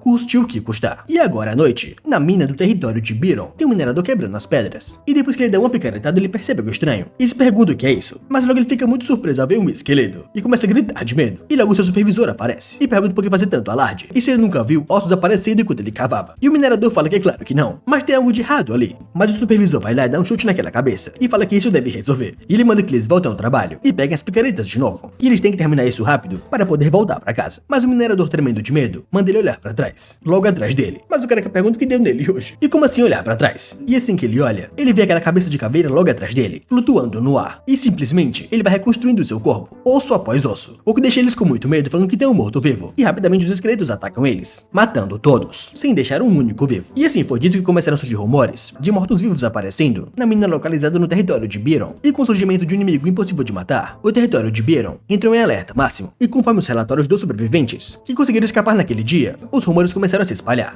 e o território foi tomado pelo medo e o caos. E enquanto isso, a notícia da tragédia de Byron se espalhou de boca em boca, e o mensageiro de Byron finalmente chegou a Martis. E quando a notícia chegou ao Verden, um mês tinha se passado, e no presente aquela loira se pergunta quando eles ficaram tão próximos assim, e o nosso herói vai conversando com aquela garota, e pergunta se isso é um encantamento correto ou não, e ela fala que sim, agora eles irão praticar movê-lo rapidamente, e foi basicamente assim que ele passou um mês treinando duro. E nesse mês após a captura do professor, o nosso garoto passou aprendendo magia de encantamento com a Iris, e logo ele encara o monstro, e ativa o aumento de força, e depois o aumento de velocidade de reação, e depois o aumento sensorial, e depois o fortalecimento de barreira, e por último o foco de mana, finalizando aquele orc com o seu cajado que parece mais uma lança. E ele chegou a um nível onde ele pode aplicar essas magias perfeitamente em combate real, o que surpreendeu muito a Iris, falando que ela não podia acreditar nisso, e como o mago derrotou um orc com as próprias mãos, em apenas 13 segundos, e o que exatamente esse cara não é capaz de fazer. E ele vai até a Iris e fala que as lições definitivamente valeram a pena, e ele agradece ela, e ela bem nervosa fala que não, é ele que é incrível, e provavelmente ele deve ter aprendido tudo sozinho, mas o Asher fala que todos os livros foram queimados, e ela ajudou muito ele quando ele estava travado, e se não fosse por ela, ele não teria conseguido aprender magia de encantamento, o que deixa a Iris bem envergonhada com ele, pensando que normalmente alguém se acharia muito bom, se realmente conseguisse fazer tudo, mas apesar do tipo de habilidade que ele tem, ele ainda é humilde e ainda por cima muito bonito, e como alguém tão perfeito assim pode existir, e ele tem todo o charme, mas ela não sabe o porquê, ele não se interessa por romance de jeito nenhum, e enquanto ele estava no seu próprio mundo, ela percebe ele indo embora, e manda ele esperar um momento, e pergunta se ele tem algum tipo de problema, mas ele fala que não, ele não tem, e logo ela pergunta o que ele quer dizer com isso, e o nosso garoto só fala que é melhor guardar seus pensamentos pra ela, mas ela vai falando que não é bem assim, e é um grande mal entendido, só que assim que eles entram na cidade, alguém para eles, dando bom dia ao Sr. Asher, enquanto enquanto o nosso garoto reconhece como mestre da guilda de aventureiros. E esse cavaleiro fala que tem um pedido a fazer. E o Oscar, o mestre da guilda, foi quem comandou a investigação quando ele foi falsamente acusado. E a razão de alguém como ele está correndo para procurá-lo deve ser porque as hordas de mortos-vivos surgiram nas minas, perto do território de Beron, que faz fronteira com Martes. E eles são tantos que precisam de ajuda de fora. E por conta dos rumores de que o contato com os mortos-vivos traz maldições e doenças, nenhum aventureiro está se oferecendo para ir. E então ele soube que ele tinha frustrado um ataque terrorista, e logo ele veio procurá-lo. E normalmente ele teria recusado, mas recentemente ele gastou boa parte da sua recompensa. E ele queria aproveitar essa oportunidade para ganhar mais fama, então ele aceitou. E os outros aventureiros lá atrás notam o nosso herói conversando com o Oscar, e se perguntam se aquele cara não é um mago, e dizem que ele tem treinado combate corpo a corpo com o cajado ultimamente. E a garota fala que além de ser bonito, ele é muito forte. E o nosso garoto ao lado da Iris fala que ele tem ouvido rumores estranhos, e pergunta se ela sabe disso, mas ela fala nervosa que é a primeira vez que ela escuta isso, enquanto eu penso que na verdade ela já sabia. Então ele fala que de qualquer forma, ele não esperava que seu grupo viesse junto, e ele pergunta se eles não têm medo dos tal mortos-vivos. E aí eles falam que é claro, mas esses rumores bobos sobre maldições não afetam quem se formou na academia como ela. E além disso eles irão dar apoio por trás, e não na linha de frente. E é uma ótima chance de conseguir conquistas, sem precisar lutar de verdade. O que deixa os seus 3 companheiros muito envergonhados com isso. E a garota pensa que ela não pode falar assim, e onde está o seu orgulho? Mas o Aster só olha pra eles, e fala que espera que essa missão seja uma boa oportunidade como ela disse. Então um dia se passou, desde que a expedição partiu, e o nosso herói só observava a carruagem dos aventureiros por cima. E dentro da carruagem, um deles fala que tá usando a magia voo sem parar desde ontem, e se pergunta se a mana dele está boa. Mas a outra garota fala que parece que tá mantendo a distância deles. E ela pergunta para Iris qual é a sua relação com ele. E eles parecem bem próximos. E a Iris vergonhada fala que dá pra dizer que eles são tipo mentor e aprendiz. E na missão passada, o seu grupo estava em perigo, então foi quando ele apareceu do nada e salvou eles. E eles ficaram próximos depois disso. E lá em cima observando tudo, o nosso garoto nota algo estranho. E de volta à carruagem, a garota pergunta para Iris se os dois se formaram na mesma academia. Mas ela fala que não é isso. E ele é mais como um professor. Mas a diferença de idade entre eles não é grande. Só que interrompendo todos, o nosso garoto aparece na carruagem e fala que tem uma horda de mortos-vivos à frente. E parece que os moradores do território estão sendo perseguidos. E ele fala que vai avançar para apoiá-los, já partindo da carruagem. E enquanto ele observa tudo, ele vai pensando que ela está um pouco longe da zona de origem, mas eles ainda são muitos. E essa é a oportunidade perfeita. E ele dedicou um mês inteiro à magia de encantamento e também a isso. E agora é hora de ver os resultados. E entre os tesouros que ele roubou da torre mágica, ele tinha esse grimório. E só pode ser usado por magos de nível 3 ou superior. Mas só de abrir aumenta o poder mágico do conjurador. E é um item muito raro, desejado por todos os magos. E somente a torre mágica Artisan consegue criá-los. E devido à necessidade de materiais caros, apenas uma quantidade limitada foi produzida. E o único que ele trouxe, no entanto, é um grimório de magia elemental não registrado. Ele gravou um círculo mágico difícil e constantemente conectado, chamado de conexão nele. E agora, esse é o seu primeiro teste real, desde que ele concluiu a conexão com esse grimório. Então rapidamente ele ativa a manipulação geográfica, aparecendo vários círculos mágicos no seu braço, enquanto ele fala que esse é o teste perfeito de poder que ele pode fazer. E logo aparece meio que um globo na sua frente, e todo o terreno em volta dos esqueletos vai mudando à sua vontade, onde ele consegue usar isso para destruí-los. E assim ele vai fechando os punhos, e cria meio que 2 mãos com a terra, e logo depois ele ativa a inflamação, uma magia de dupla conjuração, chamada de Blast, lançando uma lança de fogo em cima dos mortos-vivos, queimando eles totalmente. E lá no canto os aventureiros percebem que ele está usando a magia de voo desde ontem, e ainda tem energia suficiente para lançar magias assim. E logo quando nosso garoto pousa, ele percebe que a magia que ele registrou no grimório foi uma magia do elemento terra, e ele percebe que esse é o resultado de combinar a enorme capacidade de mana do seu corpo, alterado com desafiando o céu, e o poder do grimório que aumentou a manipulação geográfica. E pelo que ele pode ver, todo o tempo que ele investiu nisso não foi em vão.